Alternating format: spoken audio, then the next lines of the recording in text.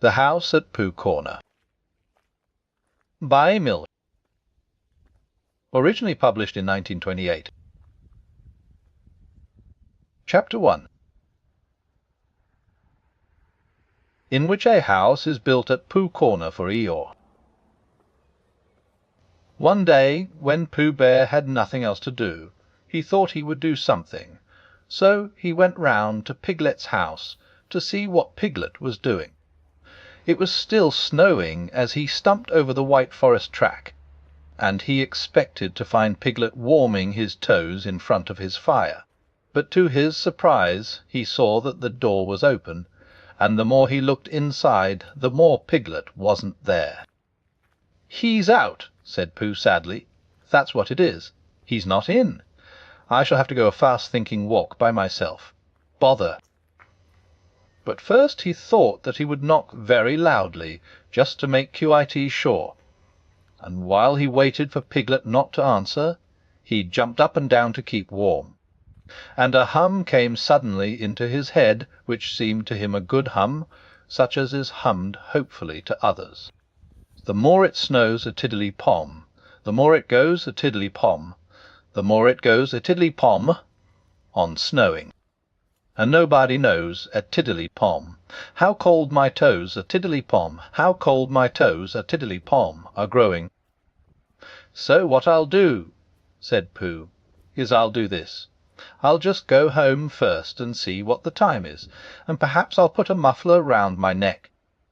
And then I'll go and see Eeyore and sing it to him." He hurried back to his own house, and his mind was so busy on the way with the hum that he was getting ready for Eeyore when he suddenly saw Piglet sitting in his best armchair. He could only stand there rubbing his head and wondering whose house he was in. "Hallo, Piglet," he said. "I thought you were out." "No," said Piglet, "it's you who were out, Pooh." "So it was," said Pooh. "I knew one of us was." He looked up at his clock, which had stopped at 5 minutes to 11 some weeks ago. "Nearly 11 o'clock," said Pooh happily. "You're just in time for a little smackerel of something," and he put his head into the cupboard. "And then we'll go out, Piglet, and sing my song to Eeyore." "Which song, Pooh?" "The one we're going to sing to Eeyore," explained Pooh. The clock was still saying 5 minutes to 11 when Pooh and Piglet set out on their way half an hour later. The wind had dropped, and the snow, tired of rushing round in circles trying to catch itself up, now fluttered gently down until it found a place on which to rest. And sometimes the place was Pooh's nose, and sometimes it wasn't. And in a little while Piglet was wearing a white muffler round his neck, and feeling more snowy behind the ears than he had ever felt before. "Pooh," he said at last, and a little timidly, because he didn't want Pooh to think he was giving in, "I was just wondering, how would it be if we went home now and P.R.C. Taisadia your song, and then sang it to Eeyore tomorrow, or the next day when we happen to see him?" "That's a very good idea, Piglet," said Pooh. "We'll practice it now as we go along, but it's no good going home to practice it, because it's a special outdoor song which has to be sung in the snow." "Are you sure?" asked Piglet anxiously. "Well, you'll see, Piglet, when you listen, because this is how it begins. The more it snows, tiddly-pom." "Tiddly what?" said Piglet. "Pom," said Pooh.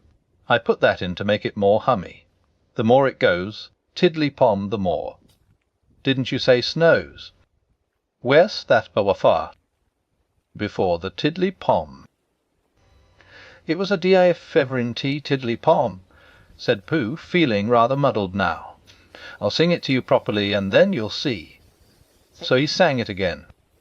"The more it snows tiddly-pom, the more it goes tiddly-pom, the more it goes tiddly-pom on snowing.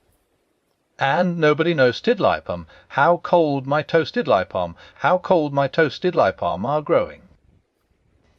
He sang it like that, which is much the best way of singing it, and when he had finished, He waited for Piglet to say that, of all the outdoor hums for snowy weather he had ever heard, this was the best.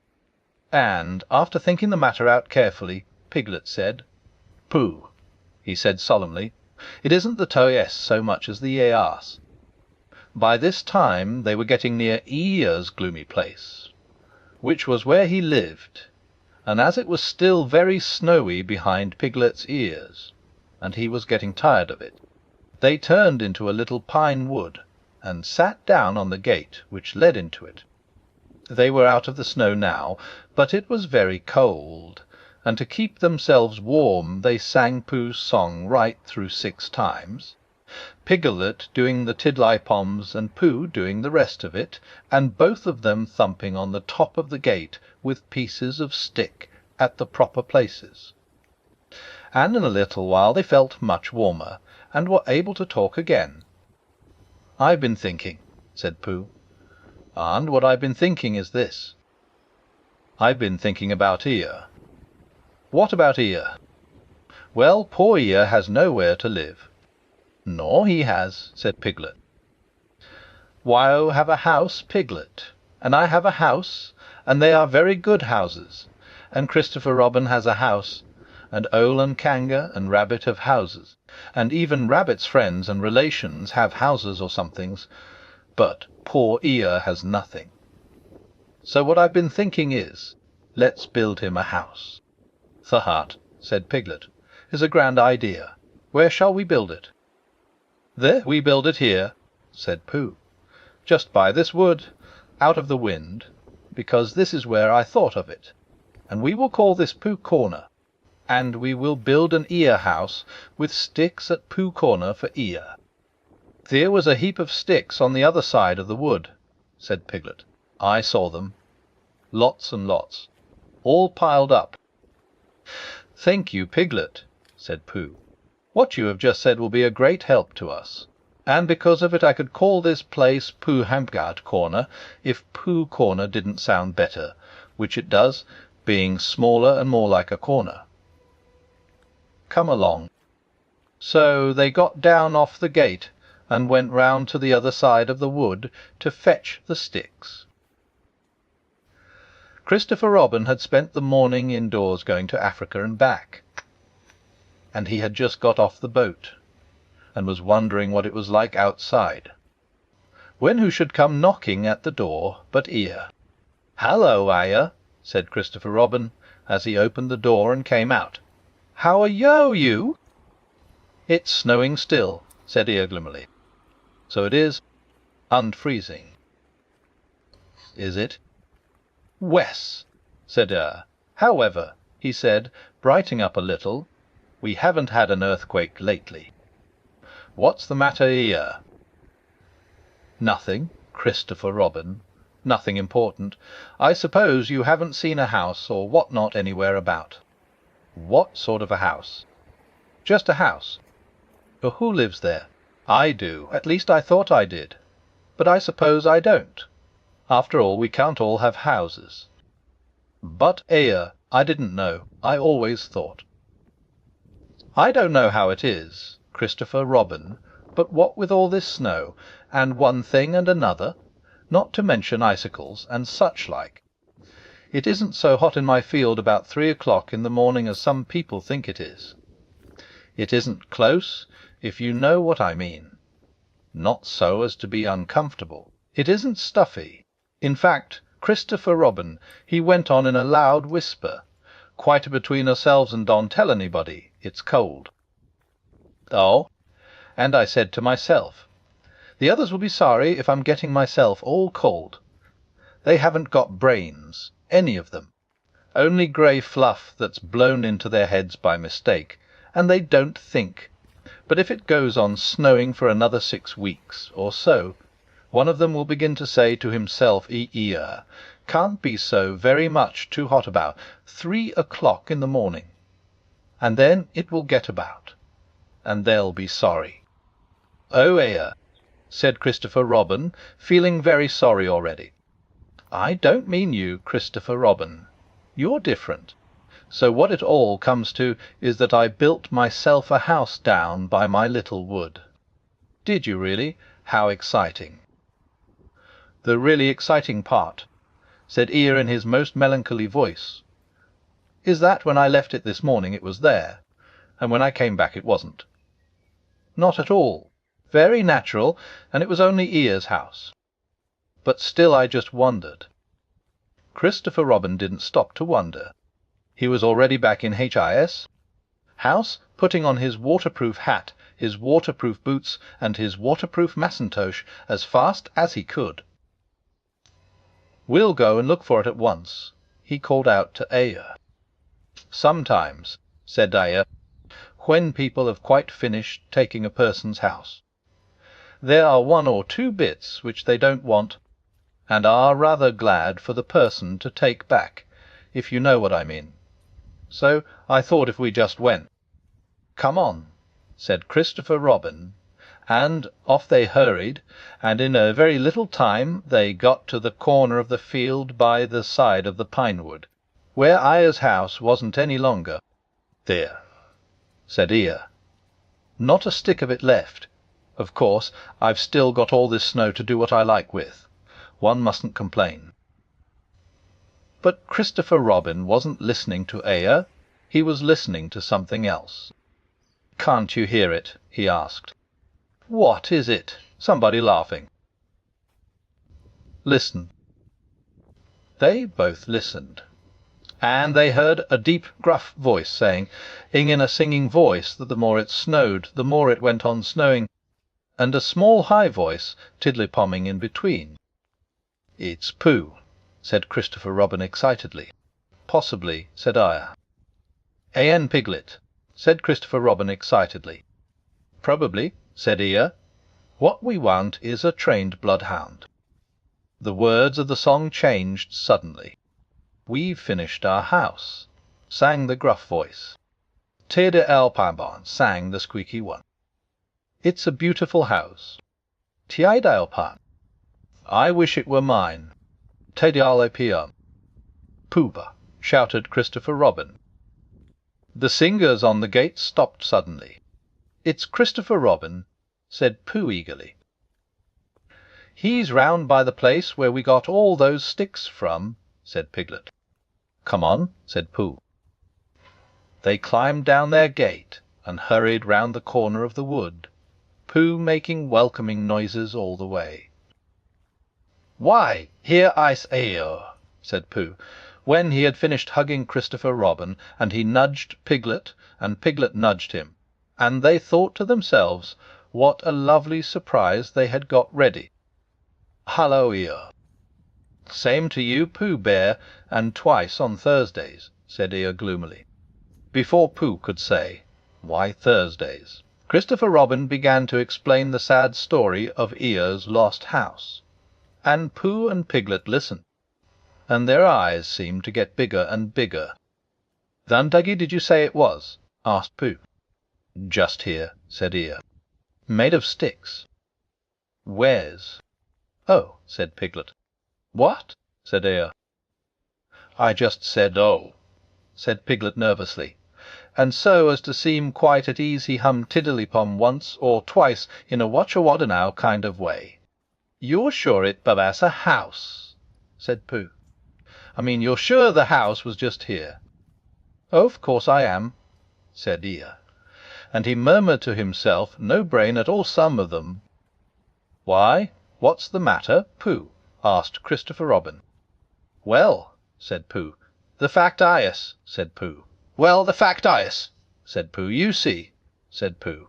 "It's like this," said Pooh, and something seemed to tell him that he wasn't explaining very well, and he nudged Piglet again. "It's like this," said Piglet quickly. "Only warmer," he added after deep thought. "What's warmer?" "The other side of the wood, where Eeyore's house is." "House," said Eeyore. "My house was here." "No," said Piglet firmly. "The other side of the wood." "Because of being warmer," said Pooh. "But I ought to care now." "Come and look," said Piglet simply, and he led the way. There wouldn't be 2 houses, said Pooh. Not so close together. They came round the corner, and there was Eeyore's house, looking as comfy as anything. There you are, said Piglet. Inside as well as outside, said Pooh proudly. Eeyore went inside, and came out again. It's a remarkable thing, he said. It's my house, and I built it where I said I did, so the wind must have blown it here. And the wind blew it right over the wood, and blew it down here, and here it is as good as ever, in fact better in places. Much better, said Pooh and Piglet together. Just shows what can be done by taking a little trouble, said Eeyore. Do you see, Pooh? Do you see, Piglet? Brains first, and then hard work. Look at it. Tiete's the way to build a house, said Eeyore proudly. So they left him in it, and Christopher Robin went back to lunch with his friends Pooh and Piglet, and on the way they told him of the awful mistake they had made. And when he had finished laughing, they all sang the outdoor song for snowy weather the rest of the way home. Piglet, who was still not quite sure of his voice, putting in the tiddlypoms again. And I know it seems easy, said Piglet to himself, but it isn't a Vioan who could do it.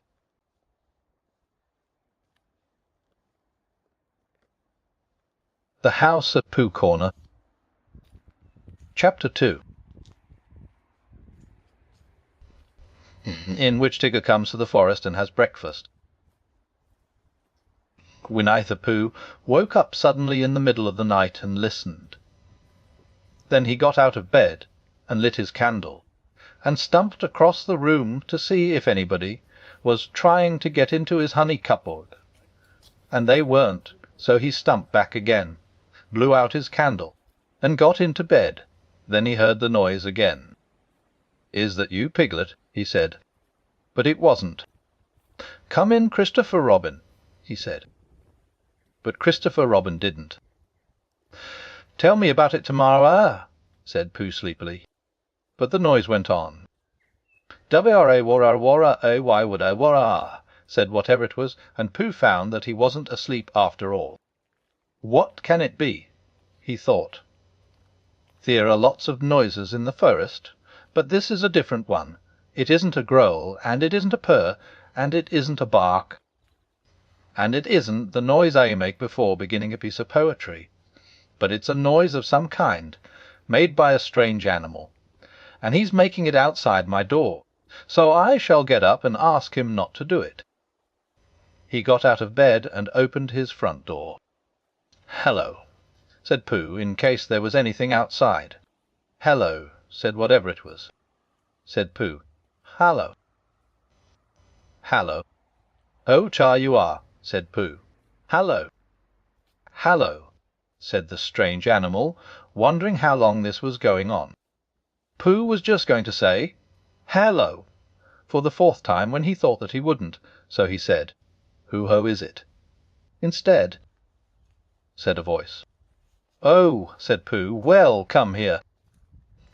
So whatever it was came here, and in the light of the candle he and Pooh looked at each other. "I'm Pooh," said Pooh. "I'm Tigger," said Tigger. "Oh, gah," said Pooh, for he had never seen an animal like this before. "Does Christopher Robin know about you?"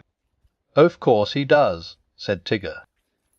"Well," said Pooh, "it's the middle of the night, which is a good time for going to sleep, and tomorrow morning we'll have some honey for breakfast. Do Tiggers like honey?" "They like everything," said Tigger cheerfully. "Then if they like going to sleep on the floor, I'll go back to bed," said Pooh.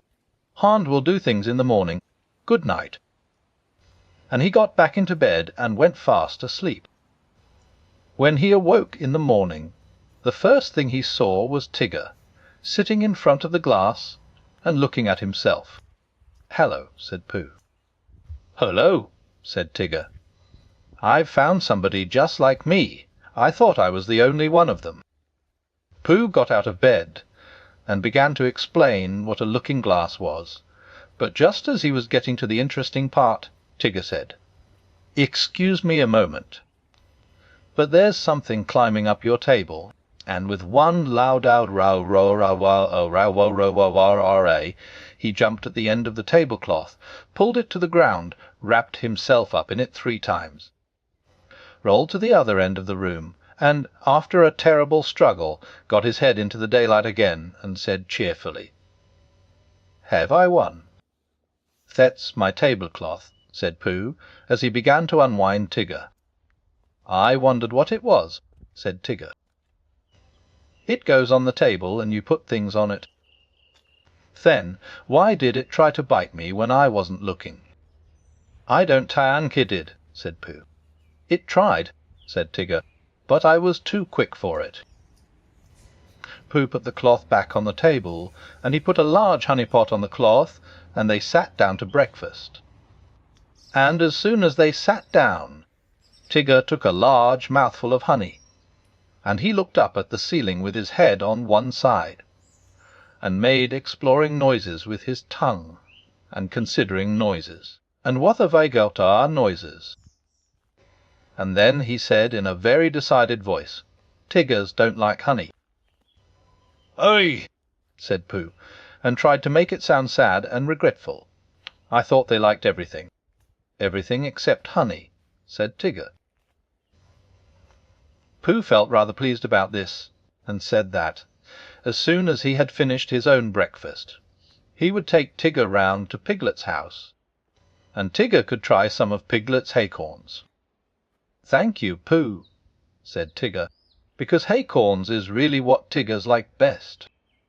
So after breakfast they went round to see Piglet, and Pooh explained as they went that Piglet was a very small animal who didn't like bouncing, and asked Tigger not to be too bouncy just at first. And Tigger, who had been hiding behind trees and jumping out on Pooh's shadow when it wasn't looking, said that Tiggers were only bouncy before breakfast, and that as soon as they had had a few acorns they became quiet and refined. So by and by they knocked at the door of Piglet's house. "Hello, Pooh," said Piglet. "Hallo, Piglet. This is Tigger." "Oh, is it?" said Piglet, and he edged round to the other side of the table.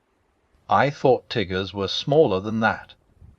"Not the big ones," said Tigger. "They like acorns," said Pooh. "So that's what we've come for, because poor Tigger hasn't had any breakfast yet." Piglet pushed the bowl of acorns towards Tigger, and said, "Help yourself." And then he got close up to Pooh, and felt much braver, and said, "So you're Tigger? Well, well," in a careless sort of voice. But Tigger said nothing, because his mouth was full of acorns. After a long munching noise he said, "Ears o I Ors." And when Pooh and Piglet said, "What?" he said, "'Scuse E," and went outside for a moment. When he came back he said firmly, "Tiggers don't like acorns." "But you said they liked everything except honey," said Pooh. "Everything except honey and acorns," explained Tigger. When he heard this, Pooh said, "Oh, I see." And Piglet, who was rather glad that Tiggers didn't like acorns, said, "What about thistles?" "Thistles," said Tigger, "is what Tiggers like best." "Then let's go along and see Eeyore," said Piglet. So the 3 of them went, and after they had walked and walked and walked, they came to the part of the forest where Eeyore was. "Hello, Eeyore," said Pooh. "This is Tigger." "What is?" said Eeyore. "This," explained Pooh and Piglet together, and Tigger smiled his happiest smile and said nothing. The Eeyore walked all round Tigger one way, and then turned and walked all round him the other way. "What did you say it was?" he asked. "Tigger," said Eeyore. "He's just come," explained Piglet. "Aht," said Eeyore again. He thought for a long time, and then said, "When is he going?" Pooh explained to Eeyore that Tigger was a great friend of Christopher Robin's, who had come to stay in the forest, and Piglet explained to Tigger that he mustn't mind what Eeyore said, because he was Al wa my wise. Gloomy, and Eeyore explained to Piglet that, on the contrary, he was feeling particularly cheerful this morning, and Tigger explained to anybody who was listening that he hadn't had any breakfast yet. "I knew there was something," said Pooh. "Tiggers always eat thistles, so that was why we came to see you, Eeyore." "Don't mention it, Pooh." "Oh, Eeyore, I didn't mean that I didn't want to see you." Quite. But your new strippy friend, naturally he wants his breakfast. What did you say his name was?" "Tigger." "Then come this way, Tigger." Eeyore led the way to the most thistly-looking patch of thistles that ever was, and waved a hoof at it. "A little patch I was keeping for my birthday," he said. "But, after all, what are birthdays? Here today and gone tomorrow. Help yourself, Tigger." Tigger thanked him, and looked a little anxiously at Pooh. "These really thistles?" he whispered. "Yes," said Pooh. "What Tiggers like best?"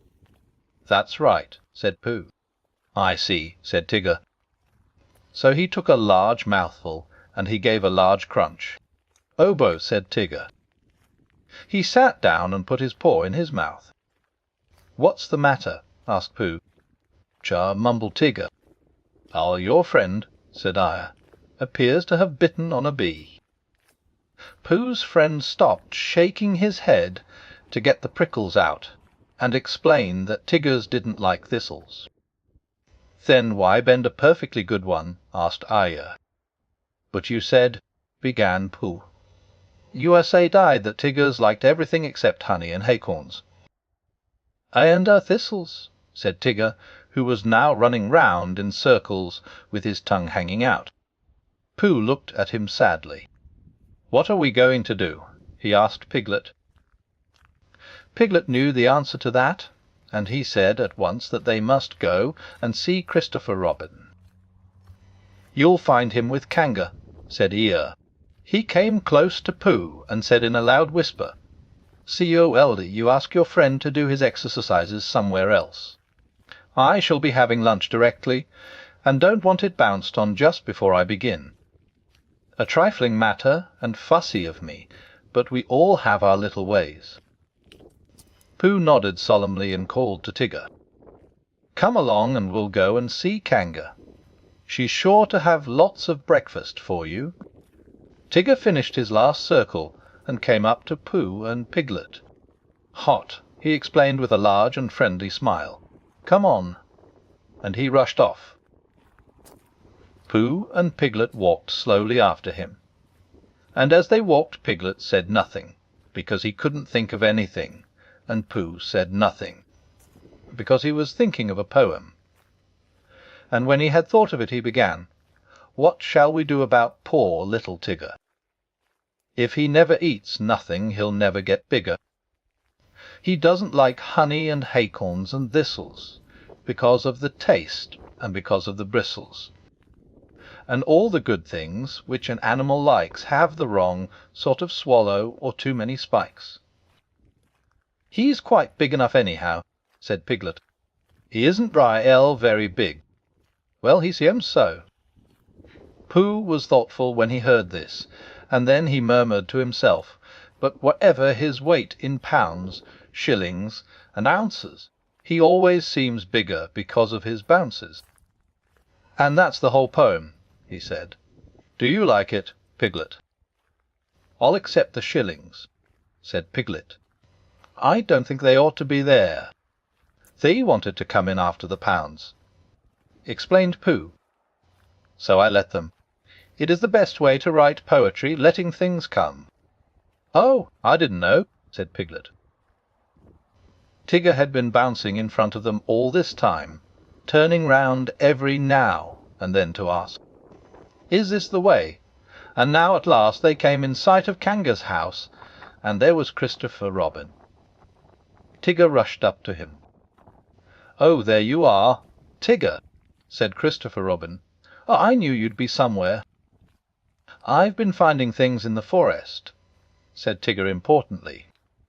"I've found a Pooh and a Piglet and an Eeyore, but I can't find any breakfast." Pooh and Piglet came up and hugged Christopher Robin, and explained what had been happening. "Don't you know what Tigger's like?" asked Pooh. "I expect, if I thought very hard, I should," said Christopher Robin, "but Tigger knew." "I do," said Tigger. "Everything there is in the world except honey and acorns and, what were those hot things called?" "Thistles." "Wes, and those." "Oh, well then, Kanga can give you some breakfast." So they went into Kanga's house, and when Roo had said, "Hallo, Pooh," and "Hallo, Piglet," once, and "Hallo, Tigger," twice, because he had never said it before, and it sounded funny, they told Kanga what they wanted, and Kanga said very kindly, "Well, look in my cupboard, Tigger dear, and see what you'd like," because she knew at once that, however big Tigger seemed to be, he wanted as much kindness as Roo. "Shall I look, too?" said Pooh, who was beginning to feel a little 11 o'clockish, and he found a small tin of condensed milk, and something seemed to tell him that Tigger's didn't like this, so he took it into a corner by itself, and went with it to see that nobody interrupted it. But the more Tigger put his nose into this, and his paw into that, the more things he found which Tigger's didn't like. And when he had found everything in the cupboard, and couldn't eat any of it, he said to Kanga, "What happens now?" But Kanga and Christopher Robin and Piglet were all standing round Roo, watching him have his extract of malt. And Roo was saying, "Must I?" And Kanga was saying, "Now, Roo dear, you remember what you promised." "What is it?" whispered Tigger to Piglet. "Here's strengthening medicine," said Piglet. "He hates it." So Tigger came closer, and he leant over the back of Roo's chair, and suddenly he put out his tongue, and took one large gollop, and, with a sudden jump of surprise, Kanga said, "Oh," and then clutched at the spoon again, just as it was disappearing, and pulled it safely back out of Tigger's mouth. But the extract of malt had gone. "Tigger," said Kanga. "He's taken my medicine, he's taken my medicine, he's taken my medicine," sang Roo happily, thinking it was a tremendous joke.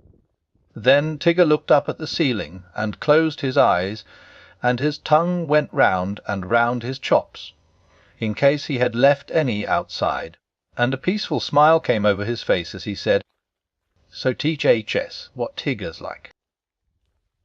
Which explains why he always lived at Kanga's house afterwards, and had extract of malt for breakfast, dinner, and tea, and sometimes, when Kanga thought he wanted strengthening, he had a spoonful or two of Roo's breakfast after meals as medicine. "But I think," said Piglet to Pooh, "that he's been strengthened quite enough."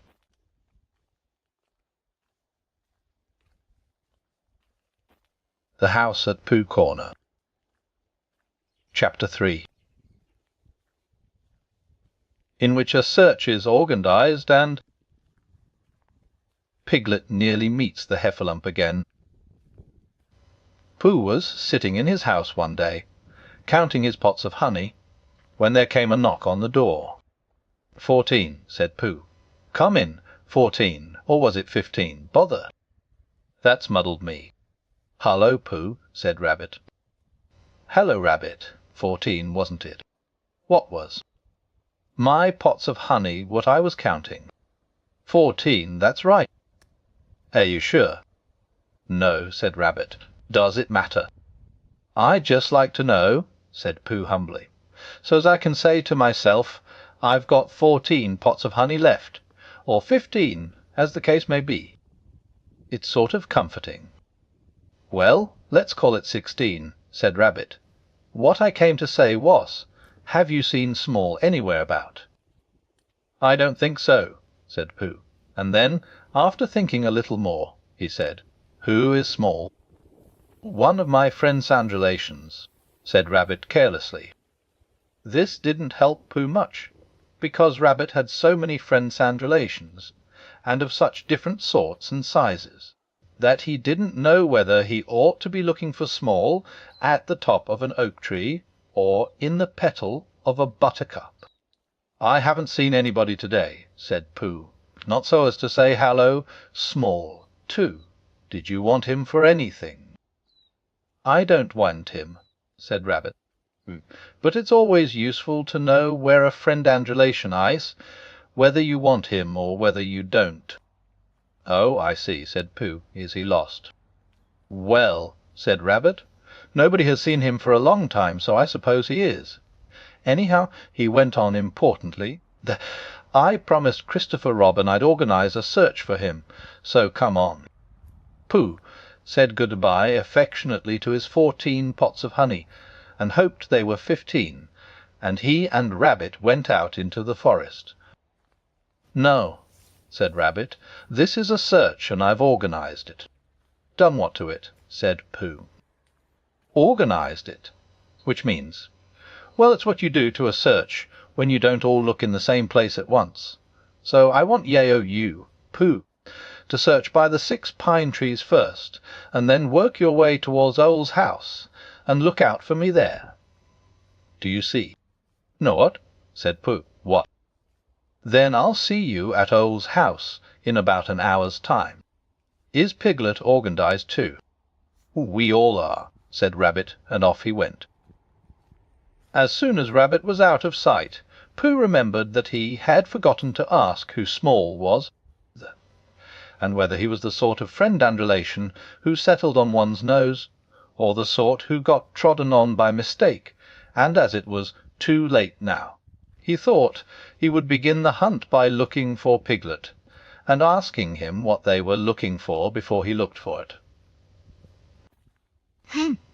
"And it's no good looking at the 6 pine trees for Piglet," said Pooh to himself, "because he's been organized in a special place of his own.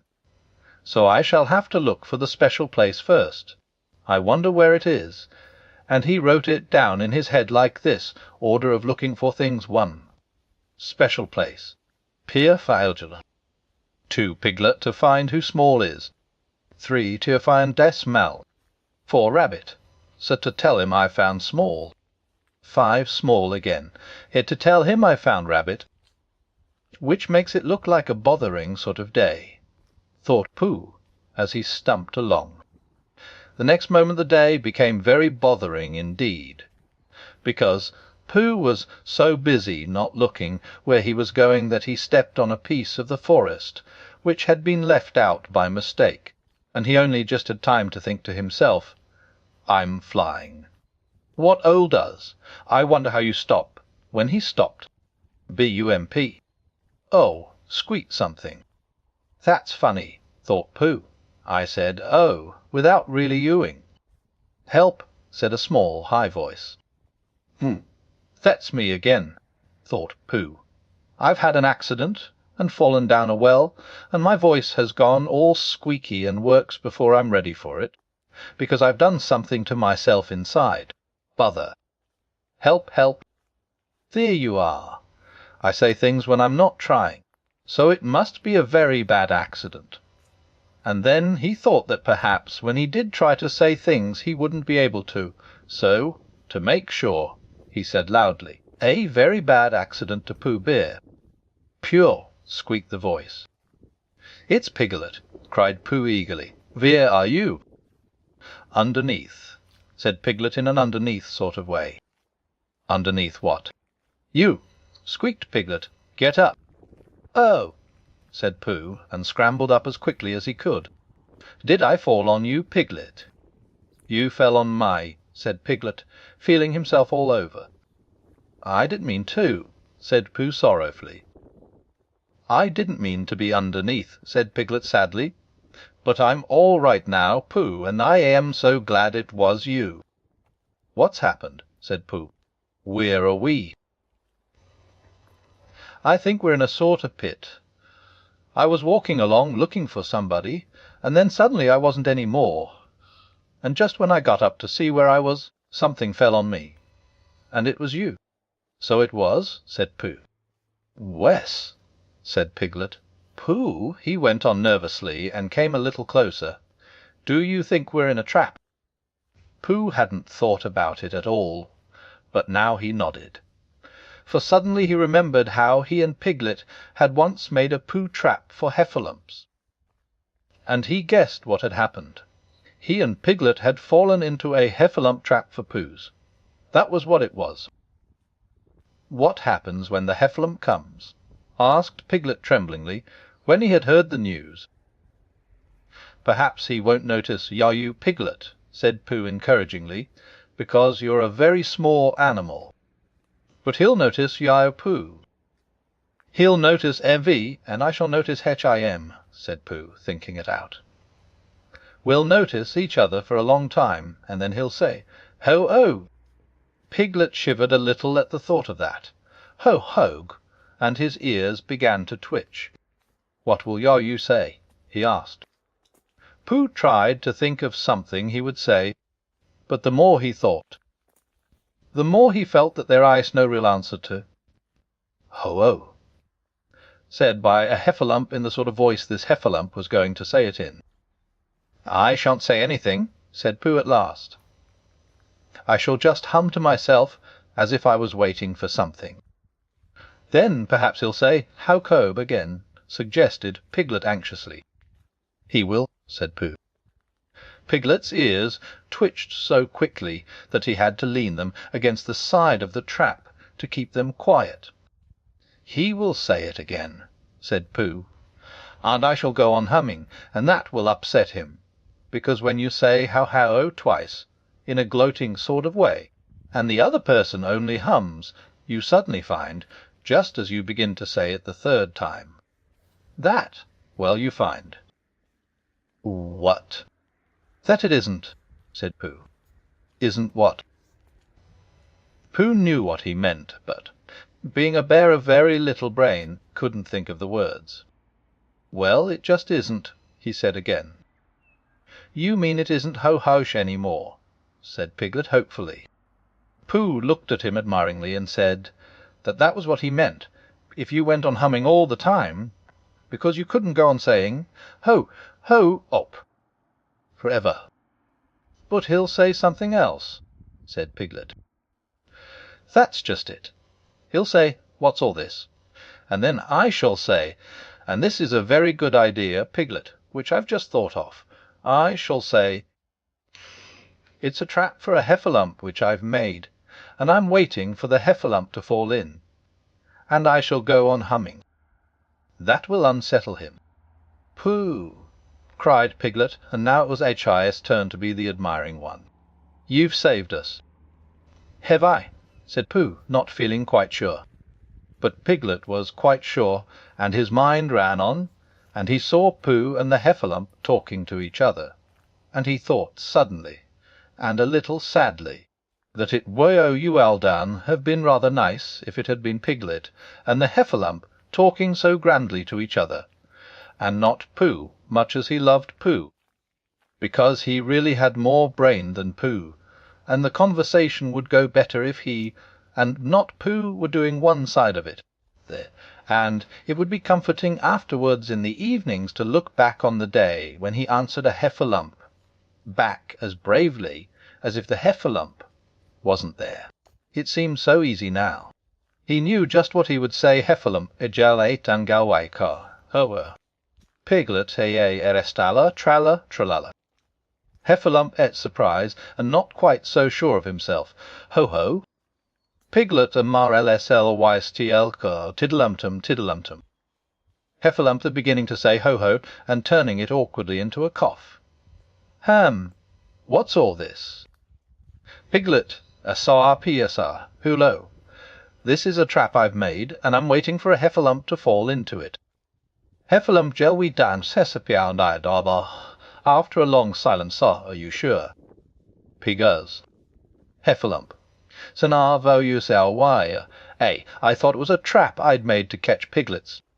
Piglets a sharp asked, oh no. The heffalump, I must got it wrong then. Piglet, I'm afraid so. Sempola, I'm sorry, he goes on humming. Heffalump, well, well, well, I suppose I'd better be getting back. Pigal OKNP Carel Salyai. Must you? Well, if you see Christopher Robin anywhere, you might tell him I want him. Heffalumps and a geoplayas, certainly. HERSOFF. Pooh, who wasn't going to be there, but we find we can't do without him.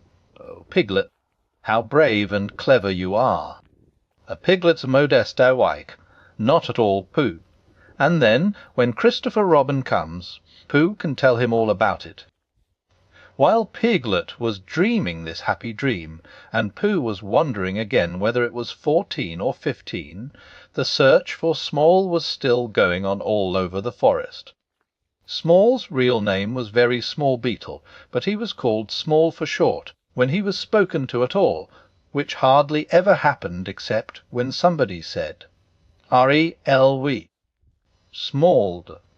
He had been staying with Christopher Robin for a few seconds, and he started round a gorse-bush for exercise, but instead of coming back the other way, as expected, he hadn't, so nobody knew where he was. I expect he's just gone home, said Christopher Robin to Rabbit. Did he say good-bye and thank you for time? Said Rabbit. He'd only just said how doyodo, said Christopher Robin. Hey, said Rabbit. After thinking a little, he went on. Has he written a letter saying how much he enjoyed himself, and how sorry he had to go so suddenly? Christopher Robin didn't think he had. HR, said Rabbit again, and looked very important. This is serious. He is lost. We must begin the search at once. Christopher Robin, who was thinking of something else, said, Where's Pooh? But Rabbit had gone. So he went into his house and drew a picture of Pooh going on a long walk at about 7 o'clock in the morning. And then he climbed to the top of his tree and climbed down again. And then he wondered what Pooh was doing, and went across the forest to see. It was not long before he came to the gravel pit, and he looked down, and there were Pooh and Piglet, with their backs to him, dreaming happily. Ho, oh, said Christopher Robin loudly and suddenly. Piglet jumped 6 inches in the air with surprise and anxiety, but Pooh went on dreaming. It's the heffalump, thought Piglet nervously. Now, then, he hummed in his throat a little, so that none of the words should stick, and then, in the most delightful easy way, he said, Tra-la-la, tra-la-la, as if he had just thought of it. But he didn't look round, because if you look round and see a very fierce heffalump looking down at you, sometimes you forget what you were going to say. Rum-tum-tum-tiddly-um, said Christopher Robin in a voice like Pooh's. Because Pooh had once invented a song which went tra-la-la, tra-la-la, tra-la, rum-tum-tum-tiddly-um. So whenever Christopher Robin sings it, he always sings it in a Pooh voice, which seems to suit it better. He's said the wrong thing, thought Piglet anxiously. He ought to have said ho-oh again. Perhaps I had better say it for him. And as fiercely as he could, Piglet said, oh. How do you get there, Piglet? Said Christopher Robin in his ordinary voice. This is terrible, thought Piglet. First he talks in Pooh's voice, and then he talks in Christopher Robin's voice, and he's doing it so as to unsettle me. And being now completely unsettled, he said very quickly and squeakily, This is a trap for Pooh's, and I'm waiting to fall in it. Ho-oh, what's all this? And then I say ho-ho-oh again. That, said Christopher Robin. A trap for ho-hos, said Piglet huskily. I've just made it, and I'm waiting for the ho-ho to come. How long Piglet would have gone on like this I don't know, but at that moment Pooh woke up suddenly, and decided that it was 16. So he got up, and as he turned his head so as to soothe himself, in that awkward place, in the middle of the back where something was tickling him, he saw Christopher Robin. Hello, he shouted joyfully. "Hello, Pooh." Piglet looked up and looked away again, and he felt so foolish and uncomfortable that he had almost decided to run away to sea and be a sailor, when suddenly he saw something. "Pooh," he cried, "there's something climbing up your back." "I thought there was," said Pooh. "It's small," cried Piglet. "Oh, T-A-T-S who it is it?" said Pooh. "Christopher Robin, I found small," cried Piglet. "Well done, Piglet," said Christopher Robin. And at these encouraging words Piglet felt quite happy again, and decided not to be a sailor after all. So when Christopher Robin had helped them out of the gravel pit, they all went off together hand in hand, and 2 days later Rabbit happened to meet Eeyore in the forest. "Hello, Eeyore," he said. "What are you looking for?" "Small, of course," said Eeyore. "Haven't you any brain?" "Oh, but didn't I tell you?" said Rabbit. "Small was found 2 days ago." There was a moment's silence. "Ha, ha," said Eeyore bitterly. "Merriment and what not. Don't apologize. It's just what Wawalladai happened."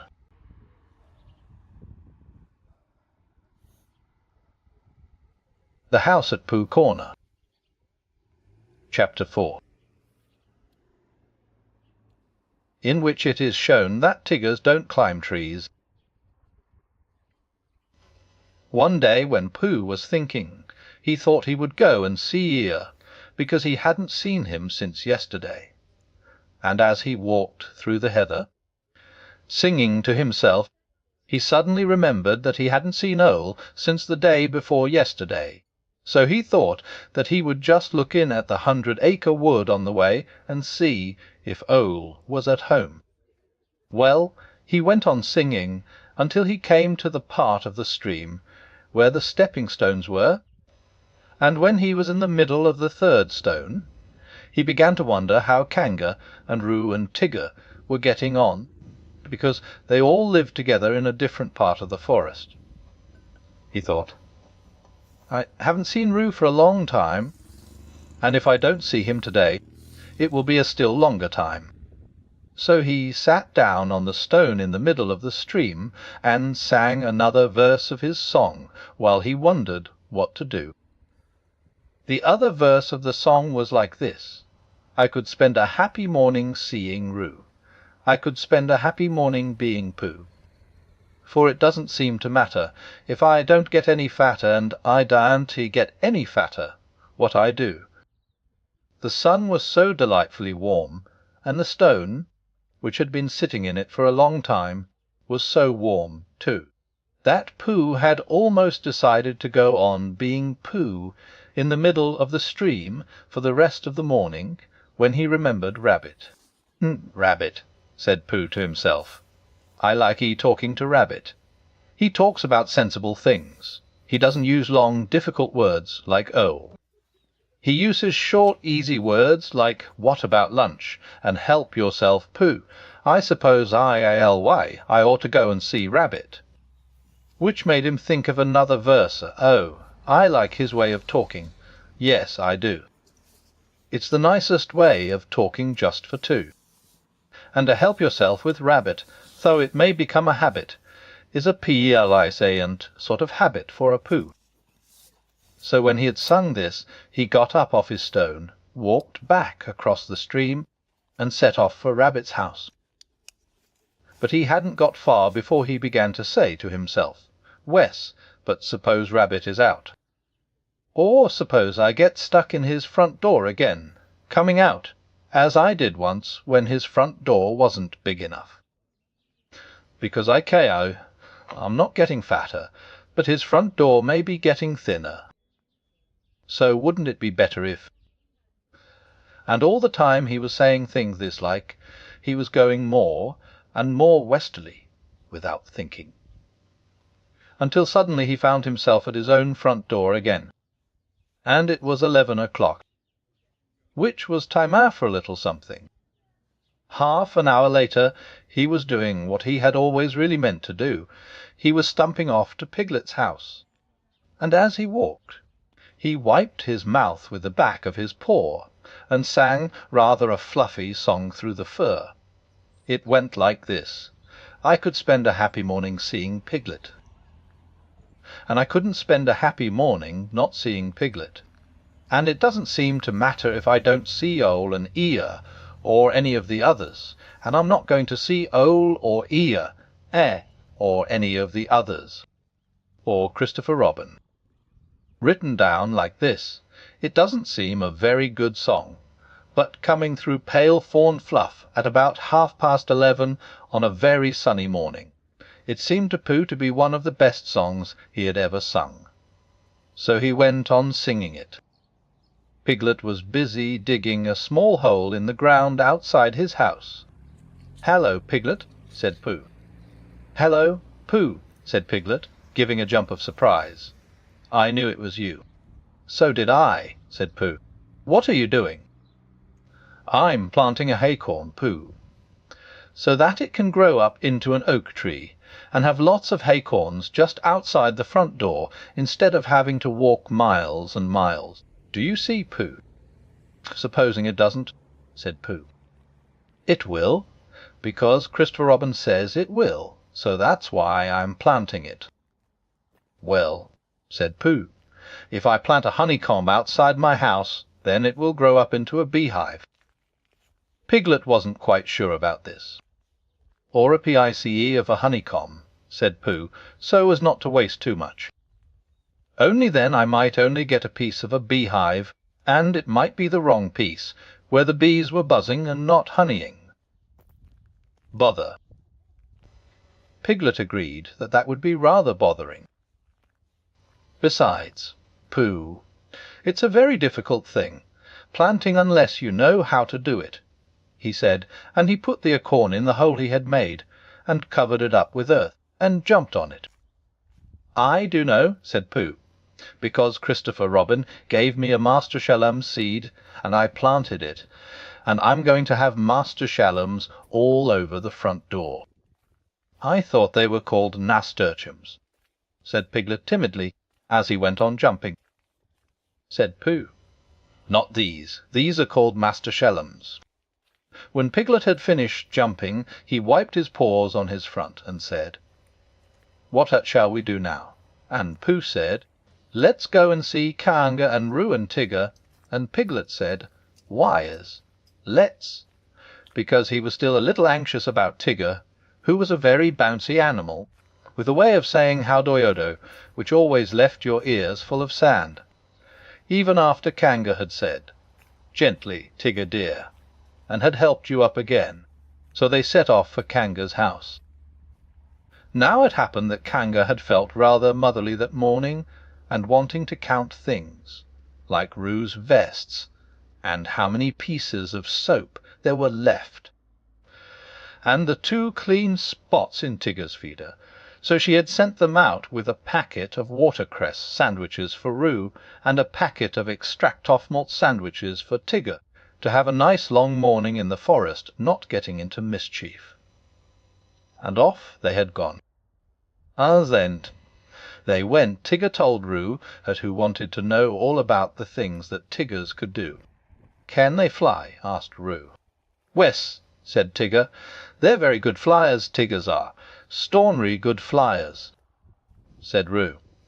"Can they fly as well as Ole?" "Wes," said Tigger, "only they don't want to." "Why don't they want to?" "Well, they just don't like it, somehow." Roo couldn't understand this, because he thought it would be lovely to be able to fly, but Tigger said it was difficult to explain to anybody who wasn't a Tigger himself. "Well," said Roo, "can they jump as far as Kangas?" "Yes," said Tigger, "when they want to." "I love jumping," said Roo. "Let's see who can jump farthest, you or me." "I can," said Tigger, "but we mustn't stop now, or we shall be late." "Late for what?" "For whatever we want to be in time for," said Tigger, hurrying on. In a little while they came to the 6 pine trees. "I can swim," said Roo. "I fell into the river, and I swimmed. Can Tiggers swim?" "Of course they can. Tiggers can do everything." Can they climb trees better than Pooh?" asked Roo, stopping under the tallest pine tree and looking up at it. "Climbing trees is what they do best," said Tigger. "Much better than Pooh's." "Could they climb this one?" "They're always climbing trees like that," said Tigger. "Up and down all day." "Oh, Tigger, are they I will." "I'll show you," said Tigger bravely. "And you can sit on my back and watch me." For of all the things which he had said Tiggers could do, the only one he felt really certain about suddenly was climbing trees. "Oh, Tigger, oh, Tigger, oh, Tiggerbar!" squeaked Roo excitedly. So he sat on Tigger's back, and up they went. And for the first 10 feet Tigger said happily to himself, "Whoop we go." And for the next 10 feet he said, "I always sighed Tiggers could climb trees." And for the next 10 feet he said, "Not that it's easy, mind you." And for the next 10 feet he said, "Of course, there's the coming down to, backwards." And then he said, "Which will be difficult?" Unless one fell. When it would be easy. And at the word Snazzy, the branch he was standing on broke suddenly, and he just managed to clutch at the one above him as he felt himself going. And then slowly he got his chin over it, and then one back paw, and then the other, until at last he was sitting on it, breathing very quickly, and wishing that he had gone in for swimming instead. Roo climbed off and sat down next to him.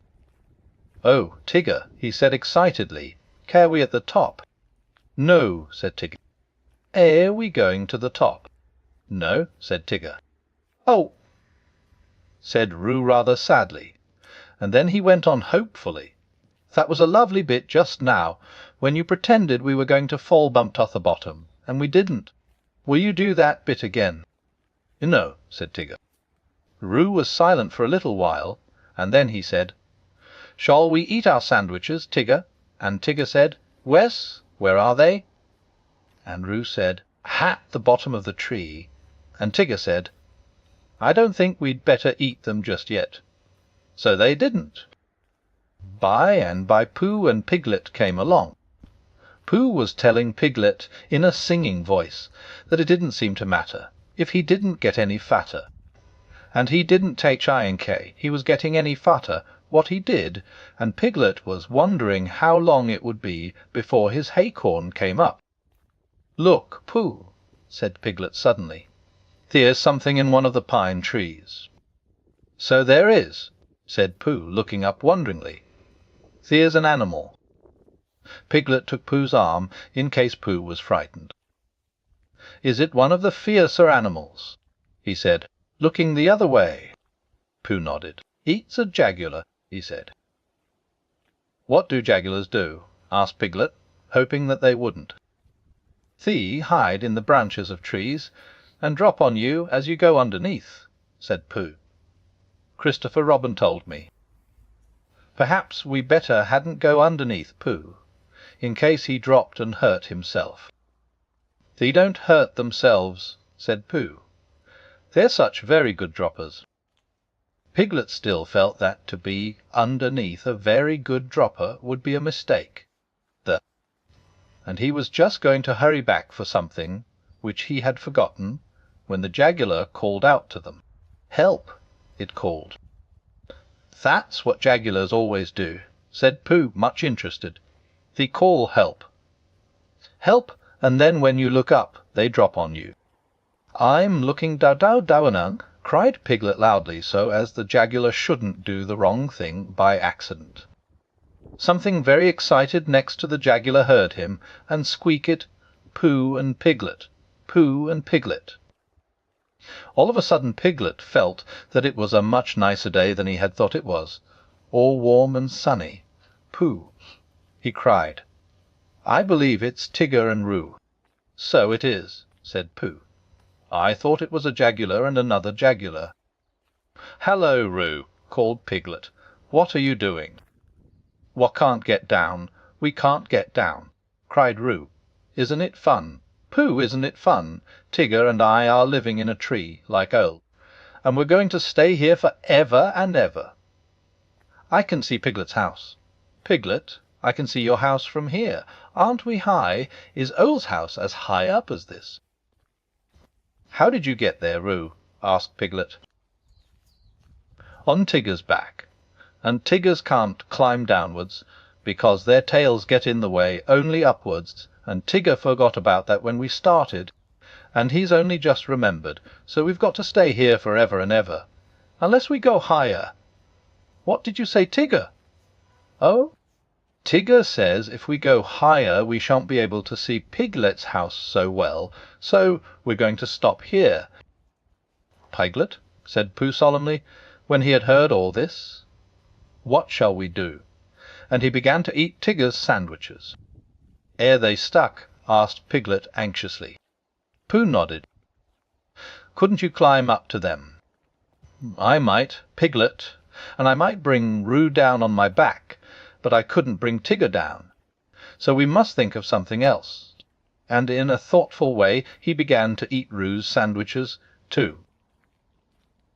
Whether he would have thought of anything before he had finished the last sandwich, I don't know, but he had just got to the last but one, when there was a crackling in the bracken, and Christopher Robin and Eeyore came strolling along together. "I shouldn't be surprised if it hailed a good deal tomorrow," Eeyore was saying. "Blizzards and what not. Being fine today doesn't mean anything. It has no sig. What's that word? Well, it has none of that. It's just a small piece of weather." "There's Pooh," said Christopher Robin, who didn't much mind what it did tomorrow, as long as he was out in it. "Hallo, Pooh." "It's Christopher Robin," said Piglet. "She'll know what to do." They hurried up to him. "Oh, Christopher Robin," began Pooh. "And, said Eeyore. "Tigger and Roo are right up the 6 pine trees, and they can't get down, and—" "And I was just saying," put in Piglet, "that if only Christopher Robin—" Eeyore. "If only you were here, then we could think of something to do." Christopher Robin looked up at Tigger and Roo, and tried to think of something. "I thought," said Piglet earnestly, "that if Eeyore stood at the bottom of the tree, and if Pooh stood on Eeyore's back, and if I stood on Pooh's shoulders, and if Eeyore's back snapped suddenly, then we could all laugh. Ha ha! Amusing in a quiet way," said Eeyore, "but not really helpful." "Well," said Piglet meekly, "I thought—" "Would it break your back, Eeyore?" asked Pooh, very much surprised. "That's what would be so interesting, Pooh." Not being quite sure till afterwards, Pooh said, "Duh," and they all began to think again. "I've got an idea," cried Christopher Robin suddenly. "Listen to this, Piglet," said Eeyore. "Come, then you'll know what we're trying to do. I'll take off my tunic, and we'll each hold a corner, and then Roo and Tigger can jump into it, and it will be all soft and bouncy for them, and they won't hurt themselves." "Gitain ta teka dueldaden," said Eeyore. "Han naughty you out ayen gayen why bo why. Keep those 2 ideas in your head, Piglet, you'll be all right." But Piglet wasn't listening. He was so agog at the thought of seeing Christopher Robin's blue braces again. He had only seen them once before, when he was much younger, and, being a little overexcited by them, had had to go to bed half an hour earlier than usual, and he had always wondered since if they were really as blue, and as bracing as he had thought them. So when Christopher Robin took his tunic off, and they were, he felt quite friendly to Eeyore again, and held the corner of the tunic next to him, and smiled happily at him. And Eeyore whispered back, "I'm not saying there won't be an accident now, mind you. They're funny things, accidents. You never have them till you're having them." When Roo understood what he had to do, he was wildly excited, and cried out, "Tigger, Tigger, we're going to jump. Look at me jumping, Tigger." Like flying, my jumping will be. Can Tigger's do it?" And he squeaked out, "I'm coming, Christopher Robin," and he jumped straight into the middle of the tunic, and he was going so fast that he bounced up again, almost as high as where he was before, and went on bouncing and saying, "Oh," for quite a long time, and then at last he stopped and said, "Oh, lovely," and they put him on the ground. "Come on, Tigger," he called out, "it's easy." But Tigger was holding on to the branch and saying to himself, "It's all very well for jumping animals like Kangas, but it's quite different for swimming animals like Tiggers." And he thought of himself floating on his back down a river, or striking out from one island to another, and he felt that that was really the life for a Tigger. "Come along," called Christopher Robin, "you'll be all right." "Just wait a moment," said Tigger nervously. "Small piece of bark in my eye," and he moved slowly along his branch. "Come on, it's easy," squeaked Roo, and suddenly Tigger found how easy it was. "Oh!" he shouted as the tree flew past him. "Look out!" cried Christopher Robin to the others. There was a crash and a tearing noise, and a confused heap of everybody on the ground. Christopher Robin and Pooh and Piglet picked themselves up first, and then they picked Tigger up, and underneath everybody else was Eeyore. "Oh, Eeyore!" cried Christopher Robin, "are you hurt?" And he felt him rather anxiously, and dusted him, and helped him to stand up again. Eeyore said nothing for a long time, and then he said, "Is Tigger there?" Tigger was there, feeling bouncy again already. "Wes," said Christopher Robin, "Tigger's here." "Well, just thank him for me," said Eeyore.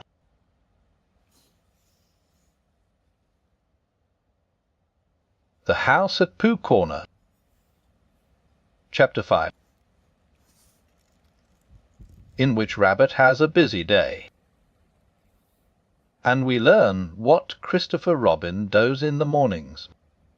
It was going to be one of Rabbit's busy days. As soon as he woke up he felt important, as if everything depended upon him. It was just the day for organizing something, or for writing a notice signed Rabbit, or for seeing what everybody else thought about it. It was a perfect morning for hurrying round to Pooh, and saying, "Very well, then I'll tell Piglet," and then going to Piglet and saying, "Pooh thinks, but perhaps I'd better see Earl first." It was a captainish sort of day, when everybody said, "Yes, Rabbit," and "No, Rabbit," and waited until he had told them. He came out of his house, and sniffed the warm spring morning, as he wondered what he would do. Kanga's house was nearest, and at Kanga's house was Roo, who said Wes, "Rabbit," and "No, Rabbit," almost better than anybody else in the forest. But there was another animal there nowadays, the strange and bouncy Tigger. And he was the sort of Tigger who was always in front, when you were showing him the way anywhere, and was generally out of sight when at last you came to the place and said proudly, "Here we are." "No, not Kanga's," said Rabbit thoughtfully to himself, as he curled his whiskers in the sun, and to make quite sure that he wasn't going there. He turned to the left and trotted off in the other direction, which was the way to Christopher Robin's house. "After all," said Rabbit to himself, "Christopher Robin depends on me. He's fond of Pooh and Piglet and Eeyore, and so am I, but they haven't any brain, not to notice, and he respects Earl, because you can't help respecting anybody who can spell Tuesday, even if he doesn't spell it right. But spelling isn't everything. There are days when spelling Tuesday simply doesn't count, and Kanga is too busy looking after Roo, and Roo is too young, and Tigger is too bouncy to be any help. So there's really nobody but me, when you come to look at it. I'll go and see if there's anything he wants doing, and then I'll do it for him. It's just the day for doing things." He trotted along happily, and by he crossed the stream and came to the place where his friends and relations lived.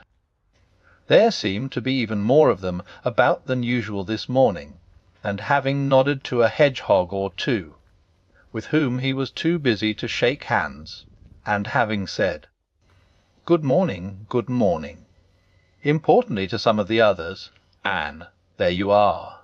Kindly to the smaller ones he waved a paw at them over his shoulder, and was gone, leaving such an air of excitement and I didn't know what behind him, that several members of the beetle family, including Henry Rush, made their way at once to the 100-acre wood and began climbing trees, in the hope of getting to the top before it happened, whatever it was, so that they might see it properly. Rabbit hurried on by the edge of the 100-acre wood, feeling more important every minute, and soon he came to the tree where Christopher Robin lived. He knocked at the door, and he called out once or twice, and then he walked back a little way, and put his paw up to keep the sun out, and called to the top of the tree, and then he turned all round and shouted, "Hallo, and, I say, it's Rabbit," but nothing happened. Then he stopped and listened, and everything stopped and listened with him, and the forest was very lone and still and peaceful in the sunshine, until suddenly 100 miles above him a lark began to sing. "Bother," said Rabbit, "he's gone out." He went back to the green front door, just to make sure, and he was turning away, feeling that his morning had got all spoilt, when he saw a piece of paper on the ground, and there was a pin in it, as if it had fallen off the door. "Hatter," said Rabbit, feeling quite happy again. "Another notice." This is what it said: "Gone out Baxon, Bisey Baxon." "See-ah," said Rabbit again. "I must tell the others," and he hurried off importantly. The nearest house was Oles, and to Oles' house in the 100-acre wood he made his way. He came to Oles' door, and he knocked, and he rang, and he rang, and he knocked, and at last Oles' head came out and said, "Go away, I'm thinking. Oh, it's you," which was how he always began. "All," said Rabbit shortly, "you and I have brains. The others have fluff. If there is any thinking to be done in this forest, and when I say thinking I mean thinking, you and I must do it." Wes said, "Oh, I was." Read that. Ole took Christopher Robin's notice from Rabbit and looked at it nervously. He could spell his own name Wall, and he could spell Tuesday so that you knew it wasn't Wednesday, and he could read quite comfortably when you weren't looking over his shoulder and saying "well" all the time, and he could. "Well," said Rabbit. "Wes," said Ole, looking wise and thoughtful, "I see what you mean," undoubtedly. "Well." "Exactly," said Ole. "Precisely." And he added, after a little thought, "If you had not come to me, I should have come to you." "Why?" asked Rabbit. "For that very reason," said Ole, hoping that something helpful would happen soon. "Yesterday morning," said Rabbit solemnly, "I went to see Christopher Robin. He was out. Pinned on his door was a notice. The same notice. A different one, but the meaning was the same. It's very odd." "Amazing," said Ole, looking at the notice again and getting, just for a moment, a curious sort of feeling that something had happened to Christopher Robin's back. "What did you do?" "Nothing." "The best thing," said Ole wisely. "Well," said Rabbit again, as Ole knew he was going to. "Exactly," said Ole. For a little while he couldn't think of anything more, and then, all of a sudden, he had an idea. "Tell me, Rabbit," he said, "the X-A-H-T words of the first notice. This is very important. Everything depends on this. The X-A-C-T words of the Phi-R-S-T notice." It was just the same as that one, really. Ole looked at him, and wondered whether to push him off the tree, but feeling that he could always do it afterwards, He tried once more to find out what they were talking about. "The exact words, please," he said, as if Rabbit hadn't spoken. "It just said gone out, Baxen, same as this, only this says Bicey Baxen too." Owl gave a great sigh of relief. "Ah," said Owl, "nummo we know where we are." "Wes, but where's Christopher Robin?" said Rabbit. "That's the point." Owl looked at the notice again. To one of his education the reading of it was easy. "Gone out, Baxen." "Bezzy." "Baxen." Just the sort of thing you'd expect to see on a notice. "It is quite clear what has happened, my dear Rabbit," he said. "Christopher Robin has gone out somewhere with Baxen. He and Baxen are busy together. Have you seen a Baxen anywhere about in the forest lately?" "I don't know," said Rabbit. "That's what I came to ask you. What are they like?" "Well," said Owl, "the spotted or herbaceous Baxen is just A." "At least," he said. "It's really more of R." "Of course," he said. "It depends on the—" "Well," said Owl, "the fact is," he said, "I don't know but they're like," said Owl frankly. "Thank you," said Rabbit, and he hurried off to see Pooh. Before he had gone very far he heard a noise, so he stopped and listened. This was the noise. Noise by Pooh-oh, the butterflies are flying, now the winter days are dying, and the primroses are trying to be seen. And the turtle-doves are cooing, and the woods are up and doing, for the violets are blueing in the green. Oh, the honey-bees are gumming on their little wings, and humming that the summer which is coming will be fun. And the cows are almost cooing, and the turtle-doves are mooing, which is why a Pooh is poohing in the sun. For the spring is really springing, you can see a skylark singing, and the bluebells, which are ringing, can be heard. And the cuckoo isn't cooing, but he's cucking and he's oohing, and a Pooh is simply poohing like a bird. "Hello, Pooh," said Rabbit. "Hallo, Rabbit," said Pooh dreamily. "Did you make that song up?" "Well, I sort of made it up," said Pooh. "It isn't brain," he went on humbly, "because you know why, Rabbit, but it comes to me sometimes." "Aye," said Rabbit, who never let things come to him, but always went and fetched them. "Well, the point is, have you seen a spotted or herbaceous Baxen in the forest?" "At all?" "No," said Pooh. "Not a no," said Pooh. "I saw Tigger just now." "That's no good." "No," said Pooh. "I thought it wasn't." "Have you seen Piglet?" "Wes," said Pooh. "I suppose Teasday isn't any good either?" he asked meekly. "Well, it depends if he saw anything." "He saw me," said Pooh.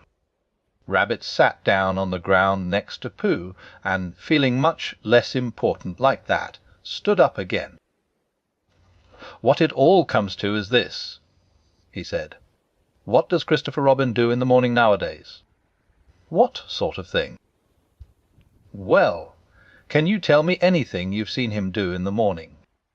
"These last few days." "Yes," said Pooh.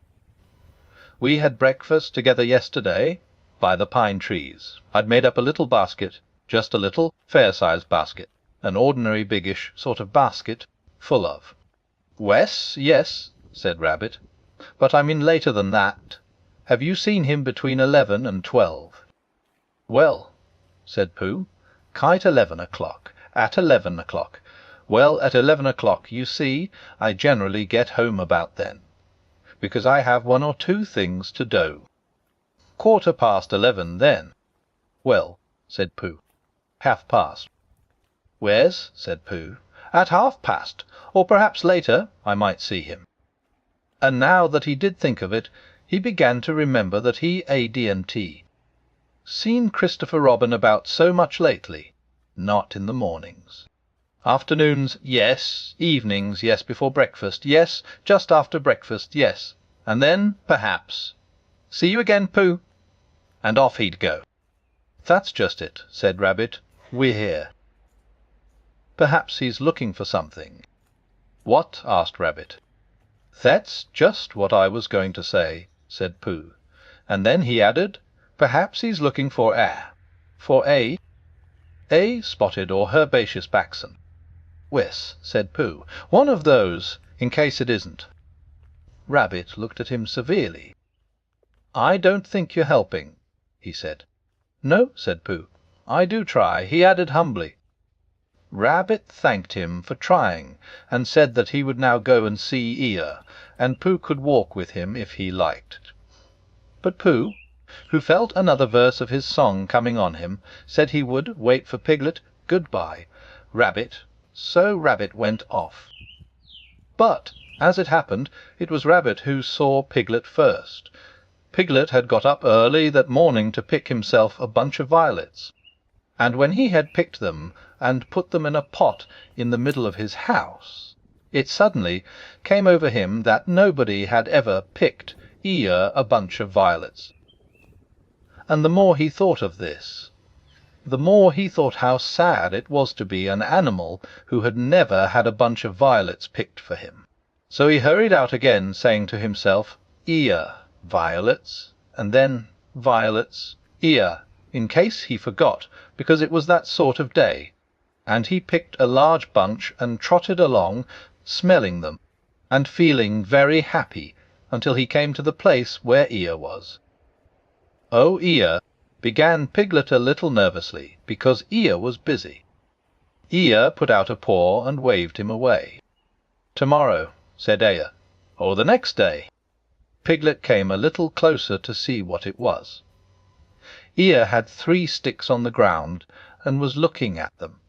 2 of the sticks were touching at one end, but not at the other, and the 3rd stick was laid across them. Piglet thought that perhaps it was a trap of some kind. "Oh, Eeyore," he began again, "just."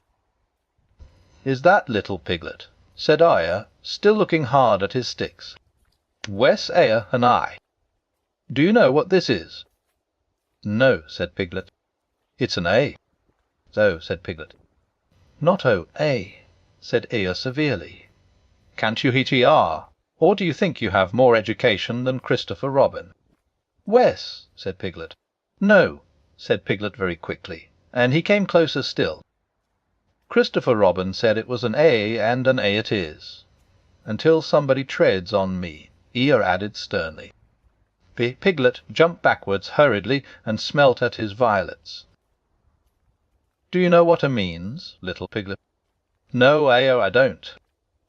"It means learning, it means education, it means all the things that you and Pooh haven't got. That's what A means." "Oh," said Piglet again. "I mean, does it?" he explained quickly. "I'm telling you. People come and go in this forest, and they say, 'Eats only Eeyore,' so it doesn't count. They walk to and fro saying, 'Ha ha.' But do they know anything about A? They don't. It's just 3 sticks to THEM. But to the educated, mark this, little Piglet, to the educated, not meaning Poohs and Piglets, it's a great and glorious A not," he added, "just something that anybody can come and be on." A Piglet stepped back nervously and looked round for help. "Here's Rabbit," he said gladly. "Hallo, Rabbit." Rabbit came up importantly, nodded to Piglet, and said, "Ah, Eeyore," in the voice of one who would be saying, "Goodbye, in about 2 more minutes." "Here's just one thing I wanted to ask you, Eeyore. What happens to Christopher Robin in the mornings nowadays?" "What's this that I'm looking at?" said Eeyore, still looking at it. "3 sticks," said Rabbit promptly. "You see," said Eeyore to Piglet. He turned to Rabbit. "I will now answer your question," he said solemnly. "Think you?" said Rabbit. "What does Christopher Robin do in the mornings? He learns. He becomes educated. He instigates. I teach I&K, that is the word he mentioned, but I may be referring to something else. He instigates knowledge. In my small way I also, if I have the word right, am doing what he does. That, for instance, is." "An A," said Rabbit, "but not a very good one." Well, I must get back and tell the others." Eeyore looked at his sticks, and then he looked at Piglet. "What did Rabbit say it was?" he asked. "N.A.," said Piglet. "Did you tell him?" "No, Eeyore, I didn't. I expect he just knew." "Heck-KN, you mean this A thing is a thing Rai-Bai-T knew?" "Yes, he's clever, Rabbit is." "Clever," said Eeyore scornfully, putting a foot heavily on his 3 sticks. "Education," said Eeyore bitterly, jumping on his 6 sticks. "What is learning?" asked Eeyore as he kicked his 12 sticks in the air. "A thing Ra-Bai-Bai-T knows." "Ha!" "I think," began Piglet nervously. "Don't," said Eeyore. "I think violets are rather nice," said Piglet, and he laid his bunch in front of Eeyore and scampered off. Next morning the notice on Christopher Robin's door said, "Gone out, back soon CR, which is why all the animals in the forest." Except, of course, the spotted and herbaceous baxen. Now know what Christopher Robin does in the mornings.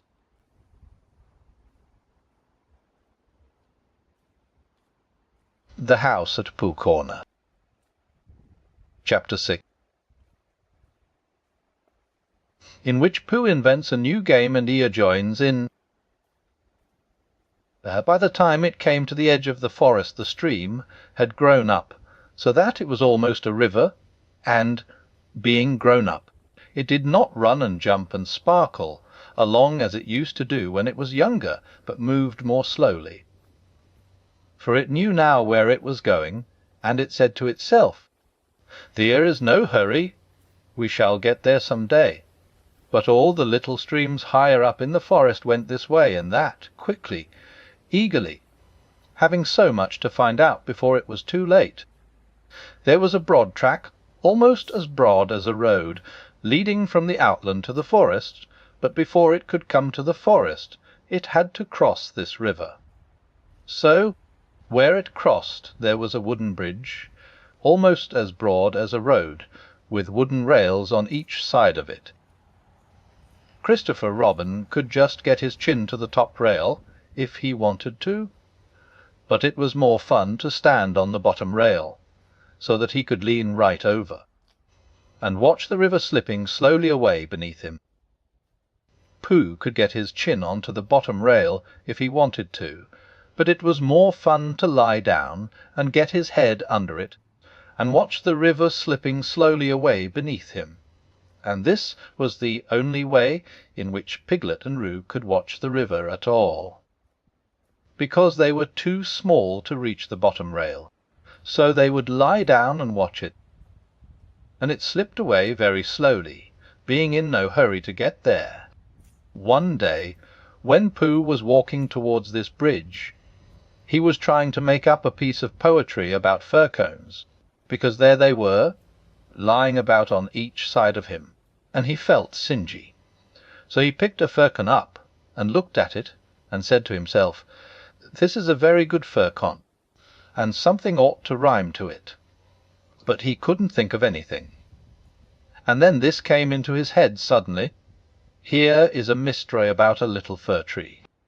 Ole says it's HIS tree, and Kanga says it's AR tree." "Which doesn't make sense," said Pooh, "because Kanga doesn't live in a tree." He had just come to the bridge, and not looking where he was going, he tripped over something, and the fircon jerked out of his paw into the river.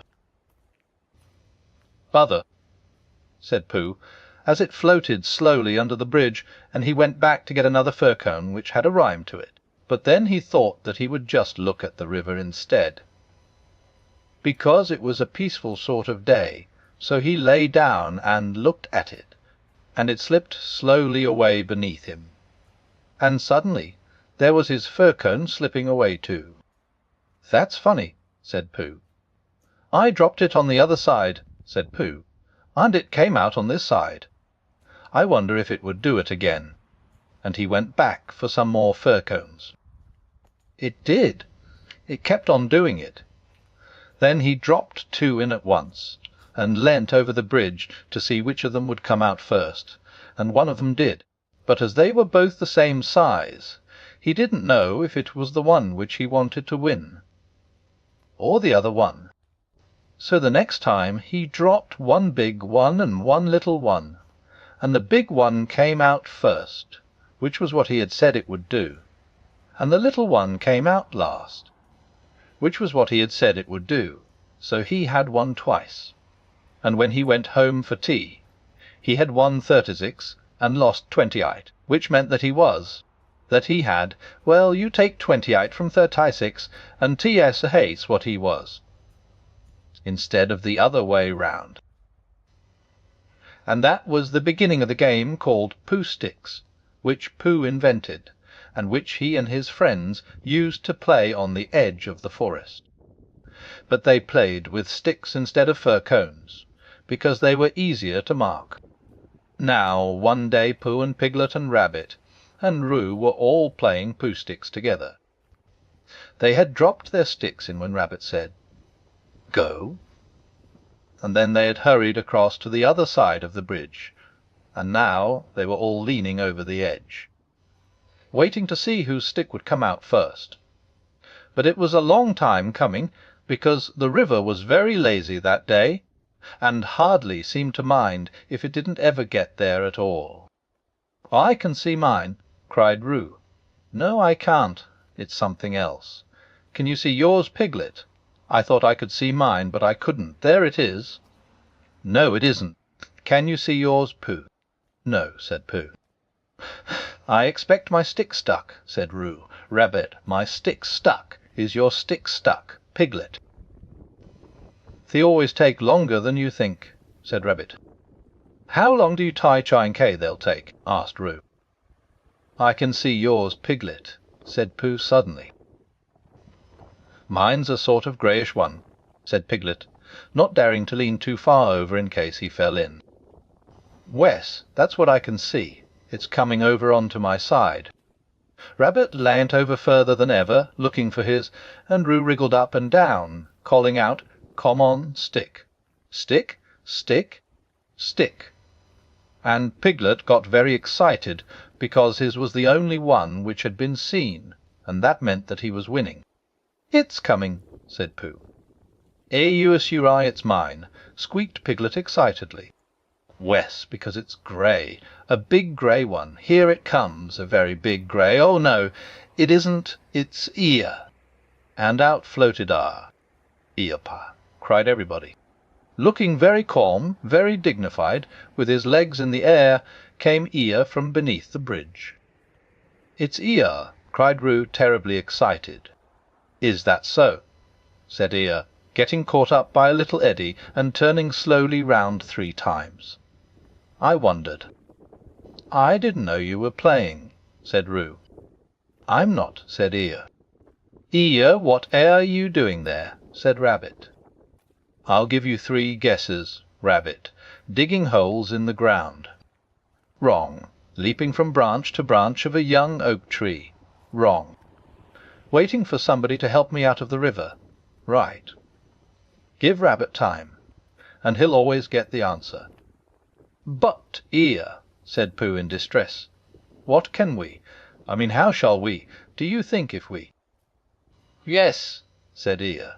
"One of those would be just the thing. Thank you, Pooh." "He's going royal dying," said Roo, much impressed. "And why not?" said Eeyore coldly. "I can swim too," said Roo proudly. "Not round and round," said Eeyore. "It's much more difficult. I didn't want to come swimming at all today," he went on, revolving slowly. "But if, when in, I decide to practise a slight circular movement from right to left, or perhaps I should say," he added, as he got into another eddy, "from left to right, just as it happens to occur to me, it is nobody's business but my own." There was a moment's silence while everybody thought. "I've got a sort of idea," said Pooh at last, "but I don't suppose it's a very good one." "I don't suppose it is either," said Eeyore. "Go on, Pooh," said Rabbit. "Let's have it." "Well, if we all threw stones and things into the river on Onen's side of Eeyore, The stones would make waves, and the waves would wash him to the other side. "That's a very good idea," said Rabbit, and Pooh looked happy again. "Very," said Eeyore. "One I want to be washed. Pooh, I'll let you know." "Supposing we hit him by mistake," said Piglet anxiously. "Or supposing you missed him by mistake," said Eeyore. "Think of all the possibilities, Piglet, before you settle down to enjoy yourselves." But Pooh had got the biggest stone he could carry, and was leaning over the bridge, holding it in his paws. "I'm not throwing it, I'm dropping it, Eeyore," he explained. "And then I can't miss. I can't hit you. You stop turning round for a moment, because it muddles me rather." "No," said I like it turning round." Rabbit began to feel that it was time he took command. "Now, Pooh," he said, "when I say now, you can drop it. Eeyore, when I say now, Pooh will drop his stone." "Thank you very much, Rabbit, but I expect I shall know. Are you ready, Pooh? Piglet, give Pooh a little more room. Get back a bit there, Roo. Are you ready?" "No," said Eeyore. "Albule," said Rabbit. Pooh dropped his stone. There was a loud splash, and Eeyore disappeared. It was an anxious moment for the watchers on the bridge. They looked and looked. And even the sight of Piglet's stick coming out a little in front of Rabbit's didn't cheer them up as much as you would have expected. And then, just as Pooh was beginning to think that he must have chosen the wrong stone, or the wrong river, or the wrong day for his idea, something grey showed for a moment by the river bank, and it got slowly bigger and bigger, and at last it was Eeyore coming out. With a shout they rushed off the bridge, and pushed and pulled at him, and soon he was standing among them again on dry land. "Oh, Eeyore, you are wet," said Piglet, feeling him. Eeyore shook himself, and asked somebody to explain to Piglet what happened when you had been inside a river for quite a long time. "Well done, Pooh," said Rabbit kindly. "That was a good idea of ours." "What was?" asked Eeyore. "Hooshing you to the bank like that." "Oh, Cyan-G me," said Eeyore in surprise. "Hooshing me. You didn't think I was Alcose, did you? I dived. Pooh dropped a large stone on me, and so as not to be struck heavily on the chest, I dived and swam to the bank." "You didn't really," whispered Piglet to Pooh, so as to comfort him. "I didn't teach Anka, I did," said Pooh anxiously. "It's just Eeyore," said Piglet. "I thought your idea was a very good idea." Pooh began to feel a little more comfortable, because when you are a bear of very little brain, and you think of things, you find sometimes the thing which seemed very thingish inside you is quite different when it gets out into the open and has other people looking at it. And anyhow, Eeyore wes in the river, and now he wesn't he, so he hadn't done any harm. "How did you fall in, Eeyore?" asked Rabbit, as he dried him with Piglet's handkerchief. "I didn't," said Eeyore. "But how?" "I was bounced," said Eeyore. "Ooh," said Roo excitedly. "Did somebody push you?" "Somebody bounced me. I was just thinking by the side of the river. Thinking, if any of you know what that means, when I received a loud bounce." "Oh, Eeyore," said everybody. You sure you didn't slip?" asked Rabbit wisely. "Of course I slipped. If you're standing on the slippery bank of a river, and somebody bounces you loudly from behind, you slip. What did you think I did?" "But who did it?" asked Roo. "Eeyore didn't answer." "I expect it was Tigger," said Piglet nervously. "Eeyore, Pooh?" said Pooh's at a Joe, or an accident, I mean. I didn't stop to ask Pooh. Even at the very bottom of the river I didn't stop to say to myself, yes, this a hearty joke, or is it the merest accident? I just floated to the surface and said to myself, it's wet, if you know what I mean. "And where was Tigger?" asked Rabbit. before Eeyore could answer, there was a loud noise behind them, and through the hedge came Tigger himself. "Hello, everybody," said Tigger cheerfully. "Hello, Tigger," said Roo. Rabbit became very important suddenly. "Tigger," he said solemnly, "what happened just now?" "Just when?" said Tigger a little uncomfortably. "When you bounced Eeyore into the river." "I didn't bounce him." "You bounced me," said Eeyore gruffly. "I didn't really. I'd a cough, and I happened to be behind Eeyore, and I said Gyra, OPP, PTSS, Chi-Chi-A-Ski-A-Z. "Why?" said Rabbit, helping Piglet up and dusting him. "It's all right, Piglet." "It took me by surprise," said Piglet nervously.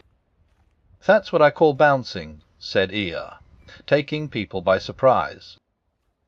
Very unpleasant habit. I don't mind Tigger being in the forest," he went on, "because it's a large forest, and there's plenty of room to bounce in it. But I don't see why he should come into my little corner of it and bounce there. It isn't as if there was anything very wonderful about my little corner. Of course, for people who like cold, wet, ugly bits it is something rather special, but otherwise it's just a corner, and if anybody feels bouncy—" "I didn't bounce, I coughed," said Tigger crossly. "Bouncy or coffee, it's all the same at the bottom of the river." "Well," said Rabbit, "all I can say is—" "Well, here's Christopher Robin, so he can say it. Christopher Robin came down from the forest to the bridge, feeling all sunny and careless, and just as if twice 19. Didn't matter a bit. As it didn't on such a happy afternoon, and he thought that if he stood on the bottom rail of the bridge and leant over and watched the river slipping slowly away beneath him, then he would suddenly know everything that there was to be known, and he would be able to tell Pooh, who wasn't quite sure about some of it. But when he got to the bridge and saw all the animals there, then he knew that it wasn't that kind of afternoon, but the other kind, when you wanted to do something. It's like this, Christopher Robin," began Rabbit. "Tigger!" "No, I didn't," said Tigger. "Well, anyhow, there I was," said Eeyore. "But I don't think he meant to," said Pooh. "He just ice bouncy," said Piglet, "and he can't help it." "Try bouncing Tigger," said Roo eagerly. "Eeyore, Tigger's going to try me, Piglet, do you think?" "Wes, yes," said Rabbit. "We don't all want to speak at once. The point is, what does Christopher Robin think about it?" "All I did was I cuffed," said Tigger. "He bounced," said Eeyore. "Well, I sort of boffed," said Tigger. "Hush!" said Rabbit, holding up his paw. "What does Christopher Robin think about it all? That's the point." "Well," said Christopher Robin, not quite sure what it was all about, "I think—" "Wes," said everybody. "I think we all ought to play Pooh Sticks." So they did, and Eeyore, who had never played it before, won more times than anybody else, and Roo fell in twice. The first time by accident, and the second time on purpose, because he suddenly saw Kanga coming from the forest, and he knew he'd have to go to bed anyhow.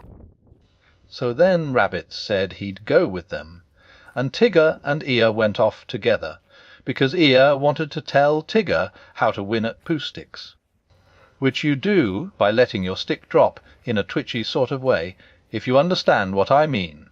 Tigger and Christopher Robin and Piglet were left on the bridge by themselves. For a long time they looked at the river beneath them, saying nothing, and the river said nothing too, for it felt very quiet and peaceful on this summer afternoon. "Tigger is all right railway," said Piglet lazily. "Of course he is," said Christopher Robin. "Everybody is ALY," said Pooh. "That's what I think," said Pooh. "But I don't suppose I'm right," he said. "Of course you are," said Christopher Robin.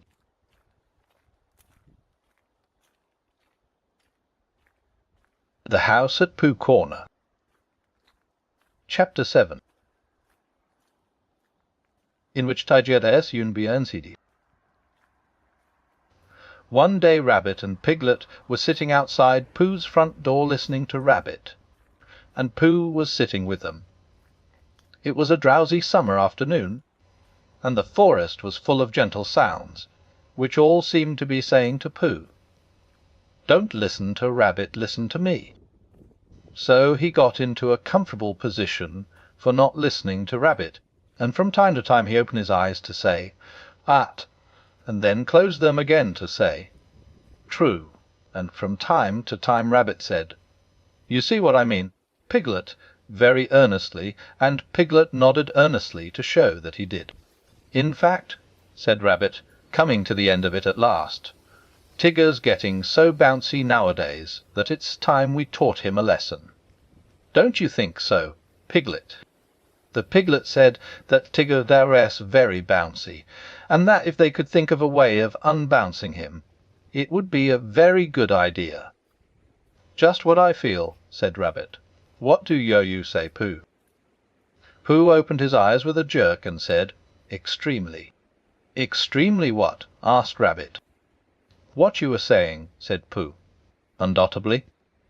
Piglet gave Pooh a stiffening sort of nudge, and Pooh, who felt more and more that he was somewhere else, got up slowly and began to look for himself. "But how shall we do it?" asked Piglet. "What sort of a lesson, Rabbit?" "That's the point," said Rabbit. The word lesson came back to Pooh as one he had heard before somewhere. "There's a thing called twistimes," he said. "Christopher Robin tried to teach it to me once, but it didn't." "What didn't?" said Rabbit. "Didn't what?" said Piglet. Pooh shook his head. "I don't know," he said. "It just didn't. What are we talking about?" "Pooh," said Piglet reproachfully, "haven't you been listening to what Rabbit was saying?" "I listened, but I had a small piece of fluff in my ear. Could you say it again, please, Rabbit?" Rabbit never minded saying things again, so he asked where he should begin from. And when Pooh had said from the moment when the fluff got in his ear, and Rabbit had asked when that was, and Pooh had said he didn't know, because he hadn't heard properly, Piglet settled it all by saying that what they were trying to do was, they were just trying to think of a way to get the bouncers out of Tigger, because however much you liked him, you couldn't deny it, he died bounce. "Oh, I see," said Pooh.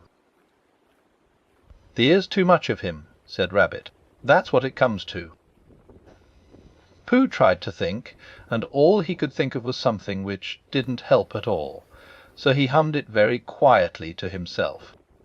If Rabbit was bigger and fatter and stronger, or bigger than Tigger, if Tigger was smaller, then Tigger's bad habit of bouncing at Rabbit would matter no longer if Rabbit was taller. "What was Pooh saying?" asked Rabbit. "Any good?" "No," said Pooh sadly. "No good." "Well, I've got an idea," said Rabbit, "and here it is. We take Tigger for a long explore, somewhere where he's never been, and we lose him there, and next morning we find him again, and, mark my words, he'll be a different Tigger altogether," said Pooh. "Because he'll be a humble Tigger, because he'll be a sad Tigger, a melancholy Tigger, a small and sorry Tigger, and oh, Rabbit, I am glad to see you, Tigger. That's why." "Will he be glad to see me and Piglet too?" "Of course." "That's good," said Pooh. "I should hate him to go on being sad," said Piglet doubtfully. "Tiggers never go on being sad," explained Rabbit. "They get over it with astonishing rapidity. I asked Owl, just to make sure, and he said that that's what they always get over it with. But if we can make Tigger feel small and sad just for 5 minutes, we shall have done a good deed." "Would Christopher Robin think so?" asked Piglet. "Wes," said Rabbit, "he'd say you've done a good deed, Piglet. I would have done it myself, only I happened to be doing something else. Thank you, Piglet. And Pooh, of course. Piglet felt very glad about this, and he saw at once that what they were going to do to Tigger was a good thing to do, and as Pooh and Rabbit were doing it with him, it was a thing which even a very small animal could wake up in the morning and be comfortable about doing. So the only question was, where should they lose Tigger? "We'll take him to the North Pole," said Rabbit, "because it was a very long explore finding it, so it will be a very long explore for Tigger and finding it again." It was now Pooh's turn to feel very glad, because it was he who had first found the North Pole, and when they got there Tigger would see a notice which said, "Discovered by Pooh. Pooh found it," and then Tigger would know, which perhaps he didn't know, the sort of bear Pooh was. T.S.R. sort of bear. So it was arranged that they should start next morning, and that Rabbit, who lived near Kanga and Roo and Tigger, should now go home and ask Tigger what he was doing tomorrow, because if he wasn't doing anything, what about coming for an explore and getting Pooh and Piglet to come too? And if Tigger said "Wes," that would be all right, and if he said "No." "He won't," said Rabbit. "Leave it to me," and he went off busily. The next day was quite a different day. Instead of being hot and sunny, it was cold and misty. Pooh didn't mind for himself, but when he thought of all the honey the bees wouldn't be making, a cold and misty day always made him feel sorry for them. He said so to Piglet when Piglet came to fetch him, and Piglet said that he wasn't thinking of that so much, but of how cold and miserable would be being lost all day and night on the top of the forest. But when he and Pooh had got to Rabbit's house, Rabbit said it was just the day for them, because Tigger always bounced on ahead of everybody, and as soon as he got out of sight they would hurry away in the other direction, and he would never see them again. "Not never," said Piglet. "Well, not until we find him again, Piglet. Tomorrow, or whenever it is. Come on. He's waiting for us." When they got to Kanga's house, they found that Roo was waiting too, being a great friend of Tigger's, which made it awkward. But Rabbit whispered, "Leave this to me," behind his paw to Pooh, and went up to Kanga. "I don't think Roo had better come," he said. "Not today." "Why not?" said Roo, who wasn't supposed to be listening. "Asty cold day," said Rabbit, shaking his head. "And you were coughing this morning." "How do you know?" asked Roo indignantly. "Oh, Roo, you never told me," said Kanga reproachfully. "It was a biscuit cough," said Roo, "not one you tell about." "I think not today, dear. Another day." "Tomorrow," said Roo hopefully. "We'll see," said Kanga. "You're always seeing, and nothing ever happens," said Roo sadly. "Nobody could see on a day like this, Roo," said Rabbit. "I don't expect we shall get very far, and then this afternoon we'll all. Ah, Tigger, there you are. Come on, goodbye, Roo. This afternoon we'll. Come on, Pooh, all ready? That's right, come on." So they went. At first Pooh and Rabbit and Piglet walked together, and Tigger ran round them in circles, and then, when the path got narrower, Rabbit, Piglet and Pooh walked one after another, and Tigger ran round them in oblongs, and by, when the gorse got very prickly, on each side of the path, Tigger ran up and down in front of them, and sometimes he bounced into Rabbit, and sometimes he didn't. And as they got higher the mist got thicker, so that Tigger kept disappearing, and then, when you thought he wasn't there, there he was again, saying, "I say, come on," and before you could say anything, there he wasn't. Rabbit turned round and nudged Piglet. The next time he said, "Tell Pooh." The next time, said Piglet to Pooh. The next what? Said Pooh to Piglet.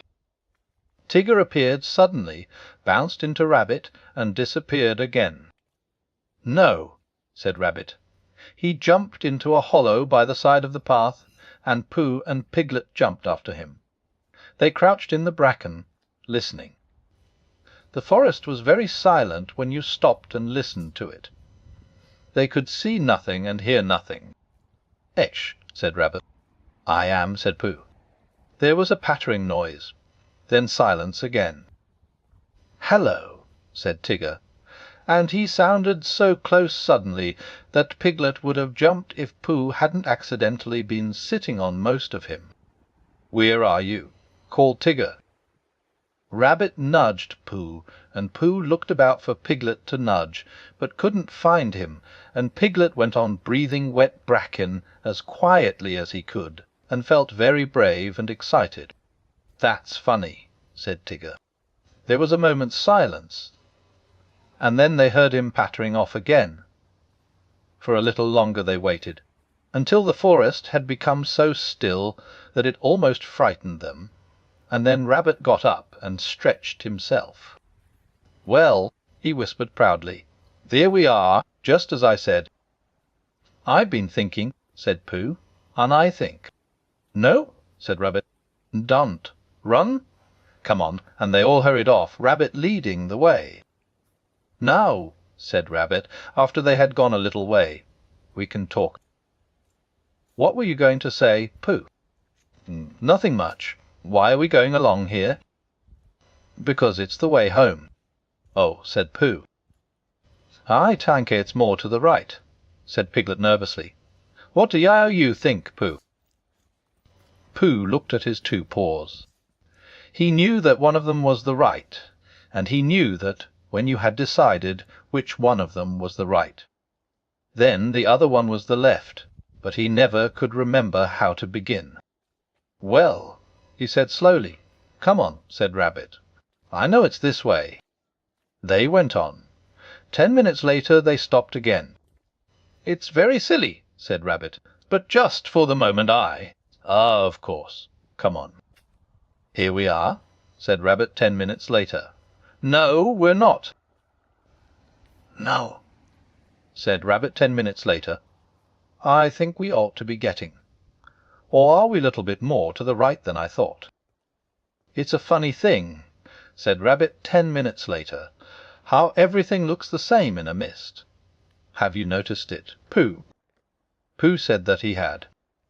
"Lucky we know the forest so well, or we might get lost," said Rabbit half an hour later, and he gave the careless laugh which you give when you know the forest so well that you can't get lost. The Piglet sidled up to Pooh from behind. "Pooh," he whispered. "Where's Piglet?" "Nothing," said Piglet, taking Pooh's paw. "I just wanted to be sure of you." When Tigger had finished waiting for the others to catch him up, and they hadn't, and when he had got tired of having nobody to say, "I say, come on," he thought he would go home. So he trotted back, and the first thing Kanga said when she saw him was, "There's a good Tigger. You're just in time for your strengthening medicine," and she poured it out for him.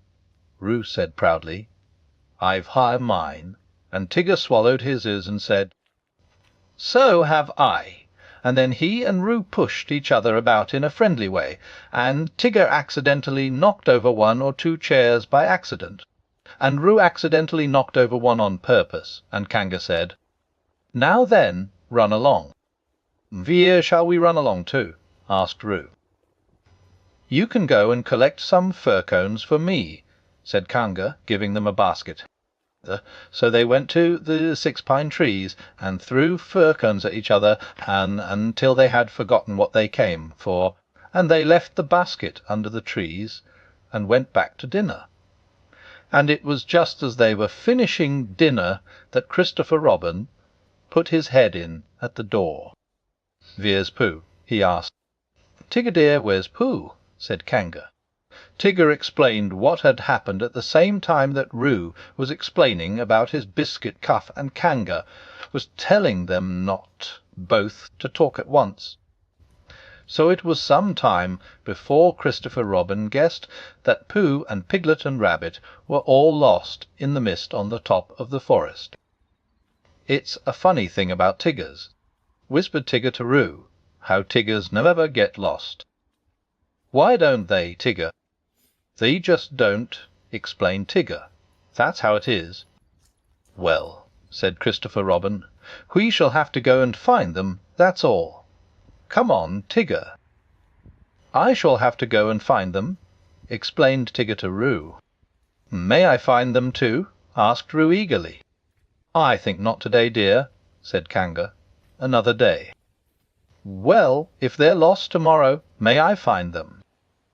"We'll see," said Kanga, and Roo, who knew what Tietate meant, went into a corner and practised jumping out at himself, partly because he wanted to practise this, and partly because he didn't want Christopher Robin and Tigger to think that he minded when they went off without him.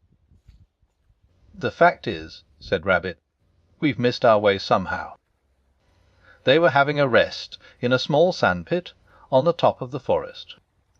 Pooh was getting rather tired of that sandpit, and suspected it of following them about, because whichever direction they started in, they always ended up at it, and each time as it came through the mist at them, Rabbit said triumphantly, "Now I know where we are." And Pooh said sadly, "So do I," and Piglet said nothing. He had tried to think of something to say, but the only thing he could think of was, "Help, help," and it seemed silly to say that when he had Pooh and Rabbit with him. "Well," said Rabbit, after a long silence in which nobody thanked him for the nice walk they were having, "we'd better get on, I suppose. Which way shall we try?"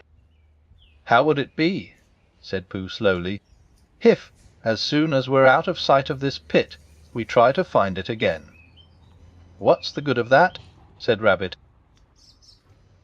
"Well," said Pooh, "we keep looking for home and not finding it, so I thought that if we looked for this pit, we'd be sure not to find it, which would be a good thing, because then we might find something that we aren't looking for, which might be just what we are looking for, really."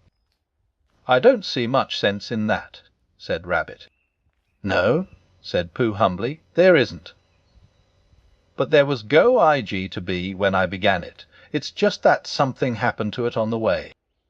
If I walked away from this pit and then walked back to it, of course I should find it." "Well, I thought perhaps you wouldn't," said Pooh. "I just thought." "Try," said Piglet suddenly. "We'll wait here for you." Rabbit gave a laugh to show how silly Piglet was, and walked into the mist. After he had gone 100 yards, he turned and walked back again, and after Pooh and Piglet had waited 20 minutes for him, Pooh got up. "I just thought," said Pooh. "Now then, Piglet, let's go home." "But, Pooh," cried Piglet, all excited, "do you know the way?" "No," said Pooh. "But there are 12 pots of honey in my cupboard, and they've been calling to me for hours.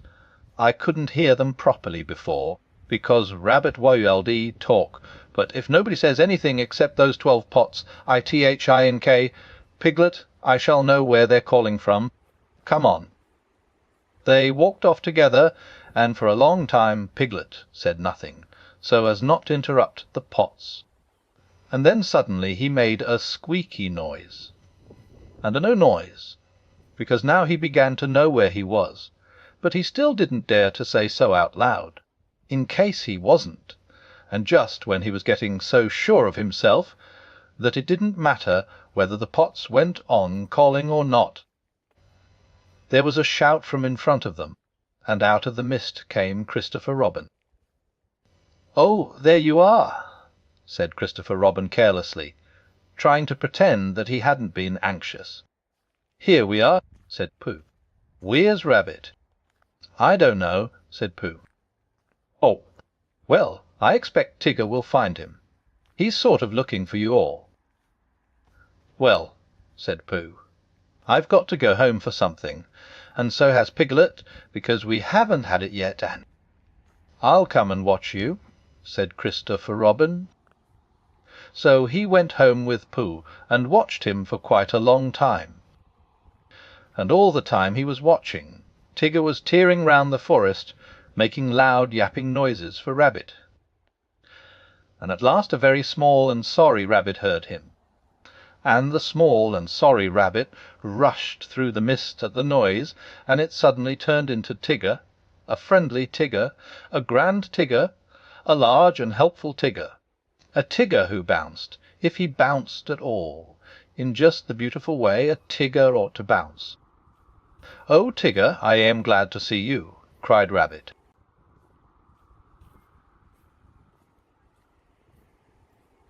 The House at Pooh Corner. Chapter 8. In which Piglet does a very grand thing. Half-way between Pooh's house and Piglet's house was a thoughtful spot, where they met sometimes when they had decided to go and see each other.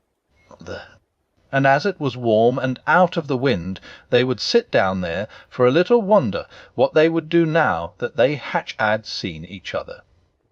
One day, when they had decided not to do anything, Pooh made up a verse about it, so that everybody should know what the place was for. This warm and sunny spot belongs to Pooh, and here he wonders what he's going to do. Oh, bother, I forgot, it's Piglet's too.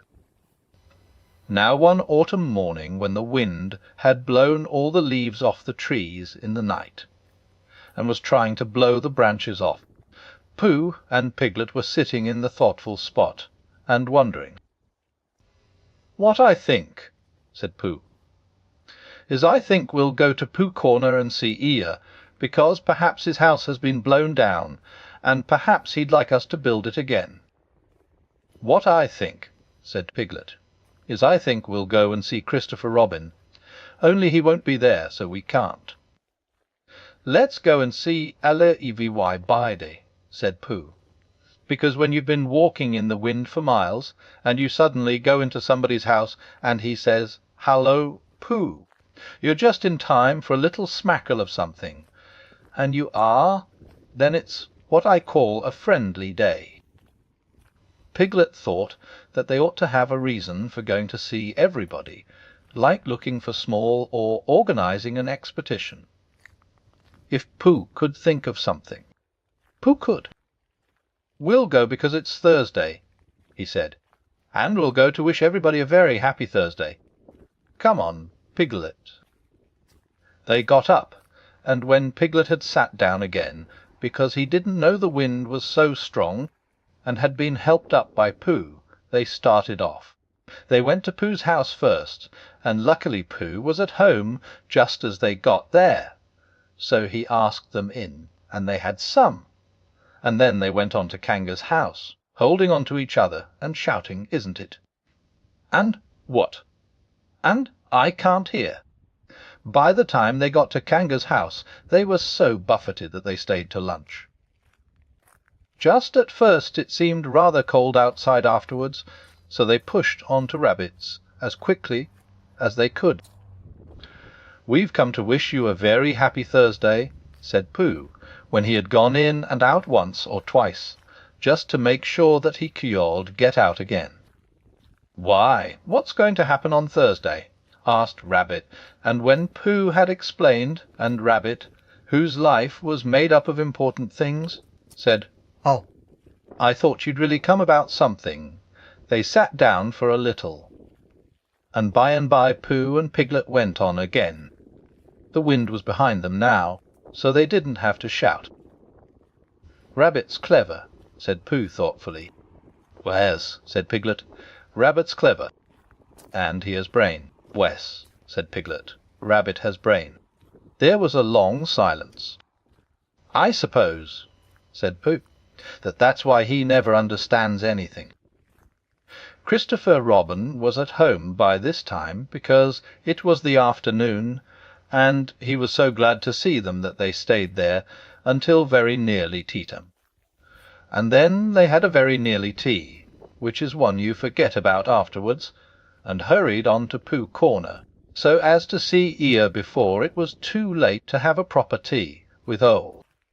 "Hello, Eeyore," they called out cheerfully. Said Eeyore, "Lost your way?" "Why, I just came to see you," said Piglet, "and to see how your house was. Look, Pooh, it's still standing." "I know," said Eeyore. "Very odd. Somebody ought to have come down and pushed it over."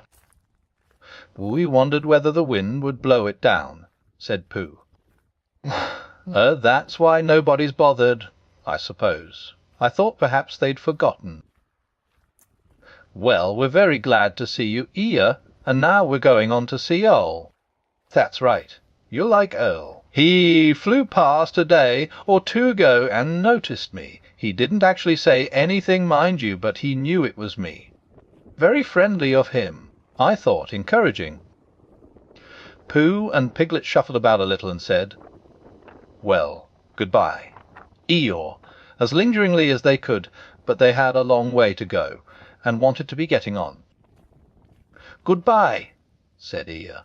"Mind you don't get blown away, little Piglet. You'd be missed. People would say, 'Where's little Piglet been blown to?' Really wanting to know. Well, good-bye, and thank you for happening to pass me." "Good-bye," said Pooh and Piglet for the last time, and they pushed on to Owl's house. The wind was against them now, and Piglet's ears streamed behind him like banners as he fought his way along, and it seemed hours before he got them into the shelter of the 100-acre wood, and they stood up straight again to listen, a little nervously, to the roaring of the gale among the tree-tops. "Supposing a tree fell down, Pooh, when we were underneath it?" "Supposing it didn't," said Pooh after careful thought. Piglet was comforted by this, and in a little while they were knocking, and ringing very cheerfully at Owl's door. "Hullo, Owl," said Pooh. "I hope we're not too late how are you, Owl? Piglet and I just came to see how you were, because it's Thursday." "Sit down, Pooh, sit down, Piglet," said Owl kindly.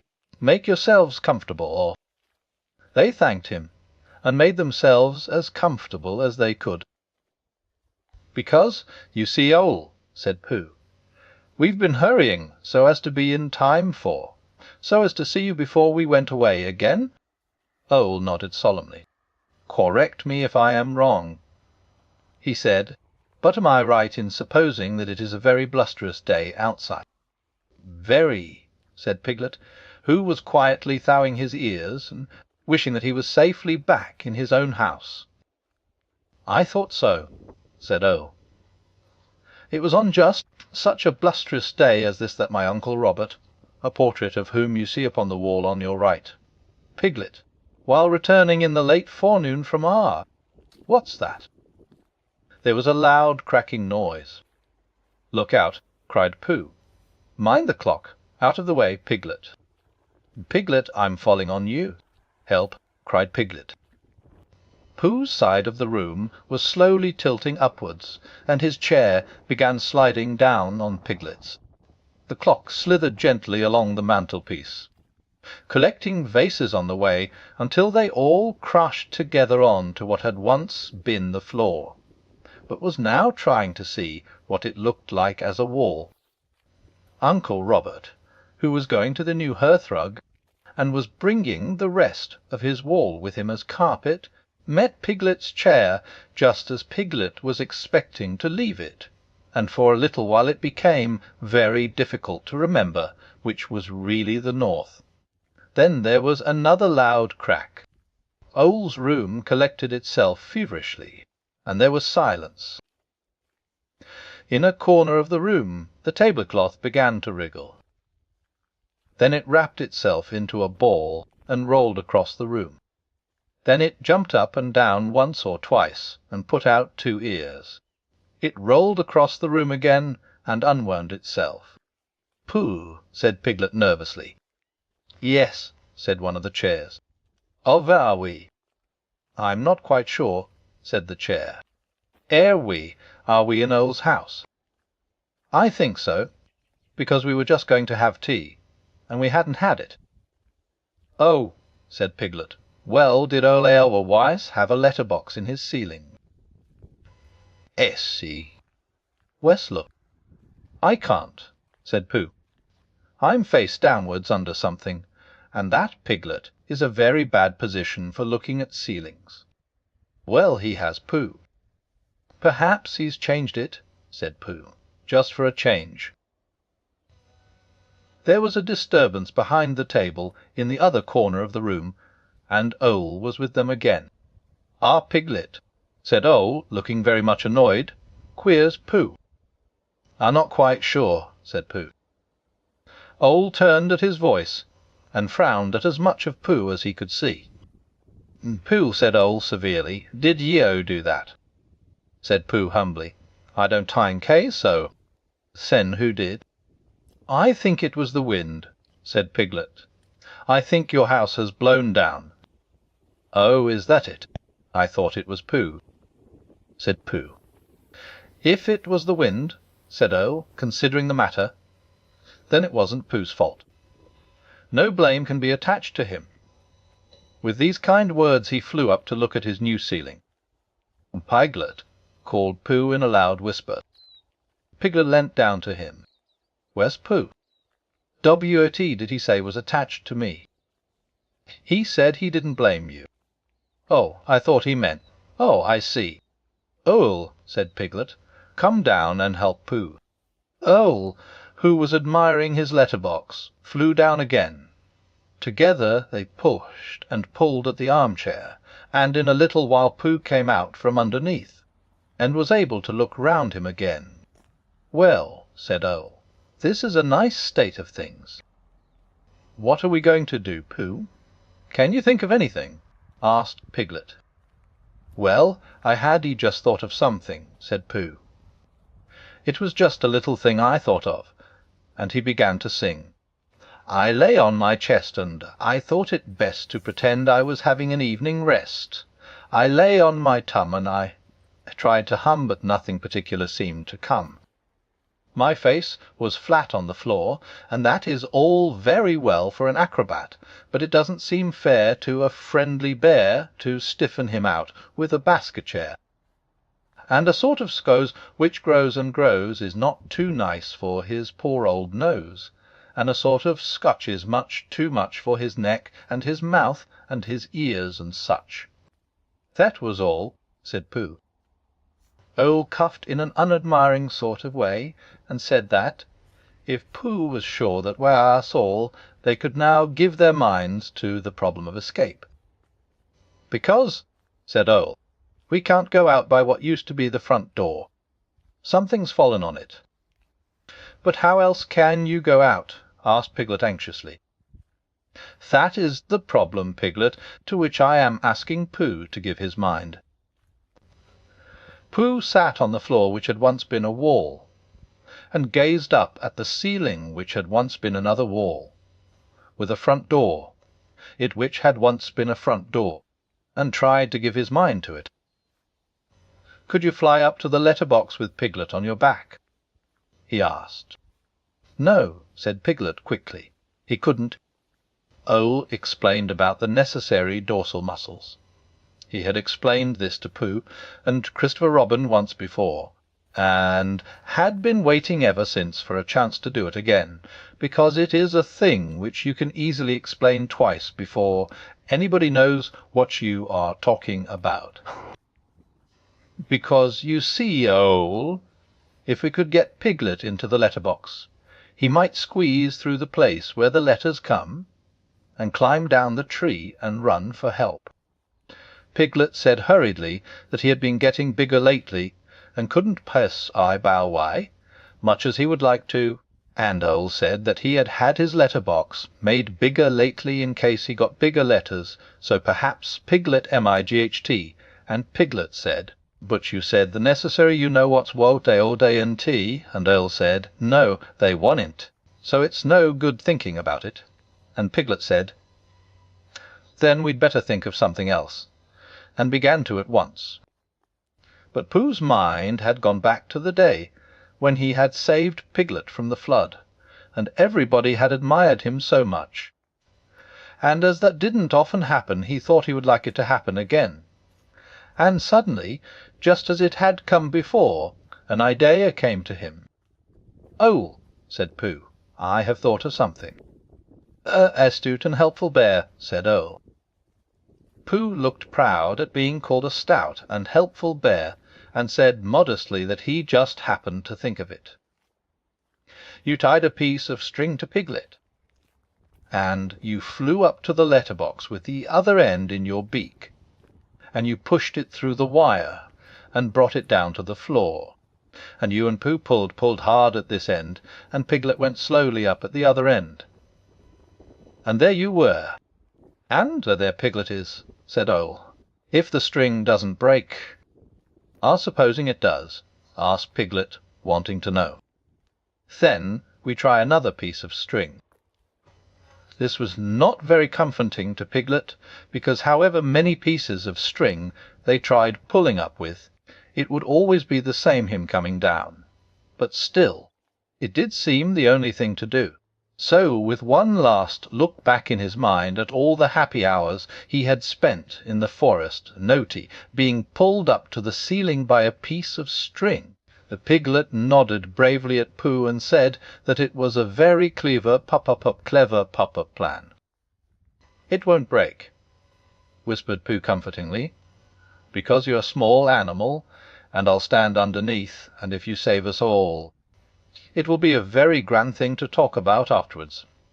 And perhaps I'll make up a song, and people will say it was so grand what Piglet did that a respectful Pooh song was made about it."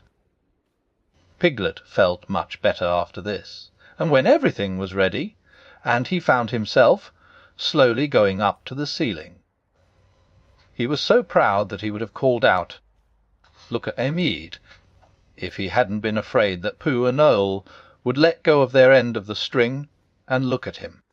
"Up we go," said Pooh cheerfully. "The ascent is proceeding as expected," said Owl helpfully. Soon it was over. Piglet opened the letter-box and climbed in. Then, having untied himself, he began to squeeze into the slit through which in the old days, when front doors many an unexpected letter that Wall had written to himself had come slipping. He squeezed and he squoze, and then with one last squeeze he was out. Happy and excited, he turned round to squeak a last message to the prisoners. "It's all right," he called through the letter-box. "Your tree is blown right over, Owl, and there's a branch across the door, but Christopher Robin and I can move it. And we'll bring a rope for Pooh, and I'll go and tell him now, and I can climb down quite easily. I mean it's dangerous, but I can do it all right. And Christopher Robin, and I will be back in about half an hour. Good-bye, Pooh." And without waiting to hear Pooh's answering "Good-bye, and thank you, Piglet," he was off. "How far now?" said Owl, settling himself comfortably. "That will just give me time to finish that story I was telling you about my Uncle Robert, a portrait of whom you see underneath you. Now let me see, where was I? Oh, yes. It was on just such a blusterous day as this that my Uncle Robert—" Pooh closed his eyes.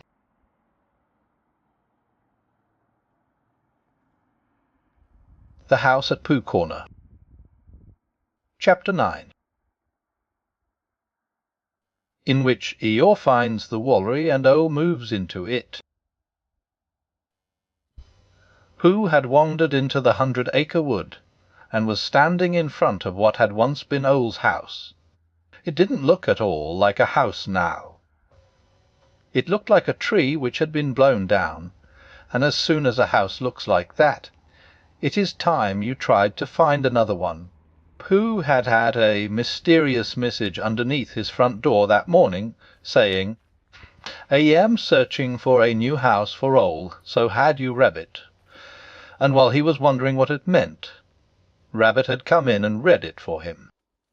"I'm leaving one for all the others," said Rabbit, "can't telling them what it means, and they'll all search too." I'm in a hurry. Goodbye." And he had run off. Pooh followed slowly. He had something better to do than to find a new house for Ole. He had to make up a Pooh song about the old one, because he had promised Piglet days, and days ago that he would, and whenever he and Piglet had met since, Piglet didn't actually say anything, but you knew at once why he didn't, and if anybody mentioned hums or trees or string or storm synthenite. Piglet's nose went all pink at the tip, and he talked about something quite different in a hurried sort of way. "But it isn't easy," said Pooh to himself as he looked at what had once been Ole's house, "because poetry and hums aren't things which you get. They're things which get Y.O., and all you can do is to go where they can find you." He waited hopefully. "Well," said Pooh after a long wait, "I shall begin Here Lies a Tree, because it does, and then I'll see what happens." This is what happened. Here lies a tree which Ole, a bird, was fond of when it stood on end, and Ole was talking to a friend called me. See, in case you hadn't heard, when something occurred. For lo, the wind was blusterous and flattened out his favourite tree, and things looked bad for him and we. Looked bad, I mean, for he and us. I've never known them worse. Then Piglet thought a thing. "Courage," he said. "There's always hope. I want a thinnish piece of rope. Or, if there isn't any, bring a thickish piece of string." So to the letterbox he rose, while Pooh and Ole said, and hum. And where the letters always come cold, letters only, Piglet goes his head, and then his toes. "Oh, gallant Piglet, Piglet, ho!" Did Piglet tremble? Did he blinch? No, no, he struggled inch by inch through letters only, as I know because I saw him go. He ran and ran, and then he stood and shouted, "Help for Ole, a bird, and Pooh, a bear," until he heard the others coming through the wood, as quickly as they could. Help up and rescue, Piglet cried, and showed the others where to go. Sing ho! For Piglet, the house Piglet, ho, and soon the door was opened wide, and we were both outside. Sing ho! For Piglet, ho! Ho! So there it is, said Pooh, when he had sung this to himself 3 times. It's come different from what I thought it would, but it's come. Now I must go and sing it to Piglet. I am searching for a new house for Ole, so had you Rabbit. What's all this? Said Eeyore. Rabbit explained. What's the matter with his old house? Asked Eeyore. Rabbit explained. Nobody tells me, said Eeyore. Nobody keeps me informed. I make it 17 days come Friday since anybody spoke to me. It certainly isn't 17 days. Come Friday, explained Eeyore. And today's Saturday, said Rabbit. So that would make it 11 days, and I was here myself a week ago. Not conversing, said Eeyore. Not first one and then the other. You said hallo and flashed past. I saw your tail in the distance as I was meditating my reply. I had thought of saying what? But of course it was then too late. Well, I was in a hurry. No give and take. Eeyore went on. No exchange of thought to a hallock. White, it gets you nowhere, particularly if the other person's tail is only just in sight for the second half of the conversation. Go. It's your fault, Eeyore. You've never been to see any of us. You just stay here in this one corner of the forest waiting for the others to come to you. Why don't you go to teach 'em sometimes? Eeyore was silent for a little while, thinking. There may be something in what you say, Rabbit, he said at last. I must move about more. I must come and go. That's right, Eeyore. Drop in on any of us at any time, when you feel like it. Thank you, Rabbit. And if anybody says in a loud voice, Bother, it's Eeyore, I can drop out again. Rabbit stood on one leg for a moment. Well, he said, I must be going. Goodbye, said Eeyore.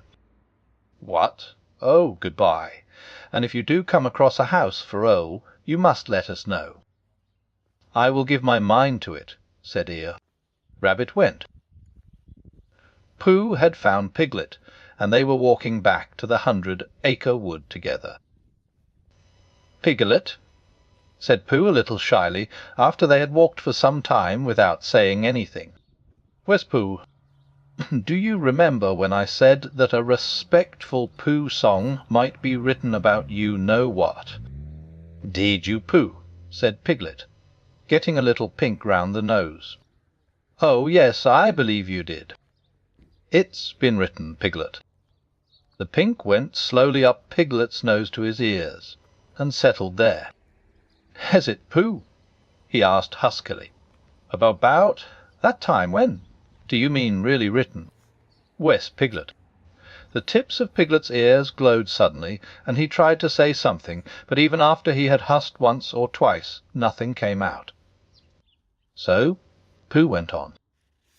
"There are 7 verses in it." "7?" said Piglet as carelessly as he could. "You don't often get CVN verses in a hum, do you, Pooh?" "Niver," said Pooh. "I don't suppose it's EVR been heard of before." "Do the others know yet?" asked Piglet, stopping for a moment to pick up a stick and throw it away. "No," said Pooh, "and I wondered which you would like best. For me to hum it now, or to wait we find the others, and then hum it to all of you." Piglet thought for a little. "I think what I'd like best, Pooh, is I'd like you to hum it to me, no W, and T-Hen to hum it to all of us, because then everybody would hear it, but I could say, 'Oh, yes, Pooh's told me,' and pretend not to be listening." So Pooh hummed it to him, all the 7 verses, and Piglet said nothing, but just stood and glowed. Never before had anyone sung ho for Piglet, a Piglet ho all by himself. When it was over, he wanted to ask for one of the verses over again, but didn't quite like to. It was the verse beginning, "O gallant Piglet," and it seemed to him a very thoughtful way, beginning a piece of poetry. "Did I really do all that?" he said at last. "Well," said Pooh, "in poetry, in a piece of poetry, well, you died it, Piglet, because the poetry says you did, and that's how people know." "Oh," said Piglet, "because I thought I did blinch a little, just at first, and it says, did he blinch? No, no, that's why." "You only blinched inside," said Pooh. "That's the bravest way for a very small animal not to blinch that there is." Piglet sighed with happiness, and began to think about himself. He was brave. When they got to Earl's old house, they found everybody else there except Eeyore. Christopher Robin was telling them what to do. And Rabbit was telling them again directly afterwards, in case they hadn't heard, and then they were all doing it. They had got a rope, and were pulling Earl's chairs and pictures and things out of his old house, so as to be ready to put them into his new one. Kanga was down below tying the things on, and calling out to Earl, "You won't want this dirty old dishcloth any more, will you? And what about this carpet? It's all in holes." And Earl was calling back indignantly, "Of course I do. It's just a question of arranging the furniture properly, and it isn't a dishcloth. It's my shawl." Every now and then Roo fell in and came back on the rope with the next article, which flustered Kanga little, because she never knew where to look for him. So she got cross with Earl, and said that his house was a disgrace, all damp and dirty, and it was quite time it did tumble down. Look at that horrid bunch of toadstools growing out of the floor there.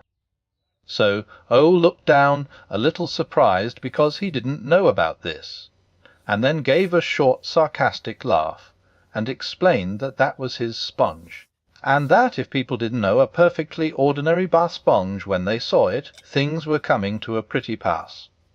"Well," said Kanga, and Roo fell in quickly, crying, "I must see old sponge. Oh, there it is. Oh, Earl." "Ole, it isn't a sponge, it's a spudge. Do you know what a spudge is, Ole? It's when your sponge gets all." And Kanga said, "Roo, dear," very quickly, because that's now the way to talk to anybody who can spell Tuesday.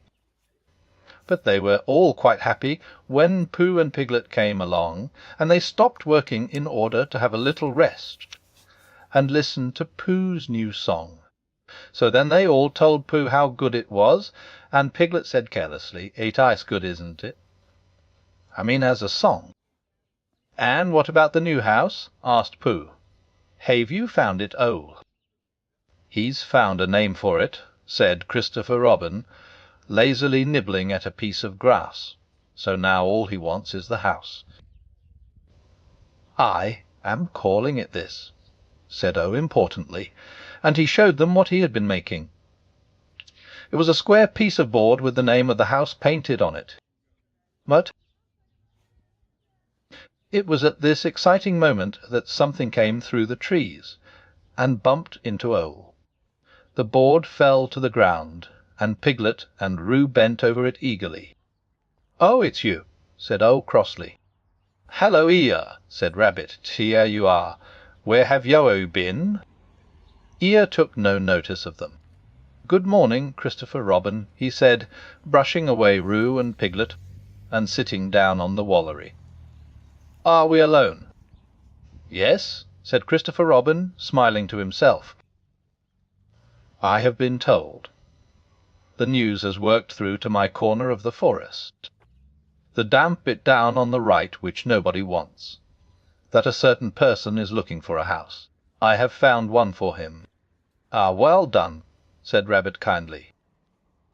Eeyore looked round slowly at him, and then turned back to Christopher Robin. "We have been joined by something," he said in a loud whisper. "But no matter, we can leave it behind. If you will come with me, Christopher Robin, I will show you the house." Christopher Robin jumped up. "Come on, Pooh," he said. "Come on, Tigger," cried Roo. "Shall we go, Ole?" said Rabbit. "Wait a moment," said Ole, picking up his notice board, which had just come into sight again. Eeyore waved them back. "Christopher Robin and I are going for a short walk," he said. "Not a jostle. If he likes to bring Pooh and Piglet with him, I shall be glad of their company, but one must be able to breathe." "That's all right," said Rabbit, rather glad to be left in charge of something. "We'll go on getting the things out. Now then, Tigger, where's that rope? What's the matter, Ole?" Ole, who had just discovered that his new address was the smudge, cuffed at Eeyore sternly, but said nothing, and Eeyore, with most of the worry behind him, marched off with his friends.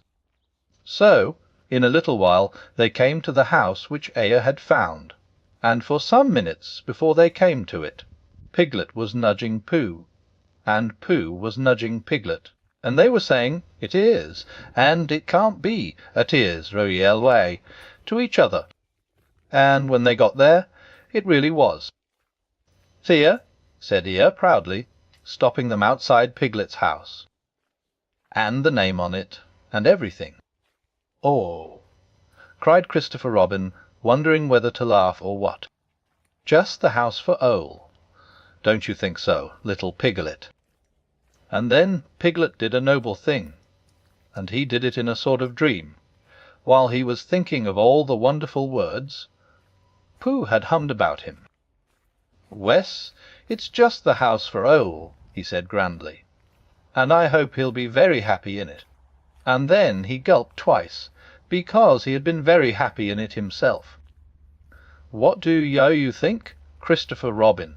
asked Ale a little anxiously, feeling that something wasn't quite right.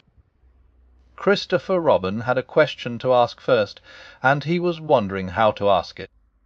"Well," he said at last, "it's a very nice house, and if your own house is blown down, you must go somewhere else, mustn't you, Piglet?" "What would you do if your house was blown down?" Before Piglet could think, Pooh answered for him. "He'd come and live with me," said Pooh. Wouldn't you, Piglet?"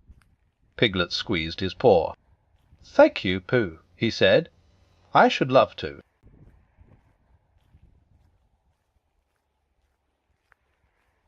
The House at Pooh Corner. Chapter 10.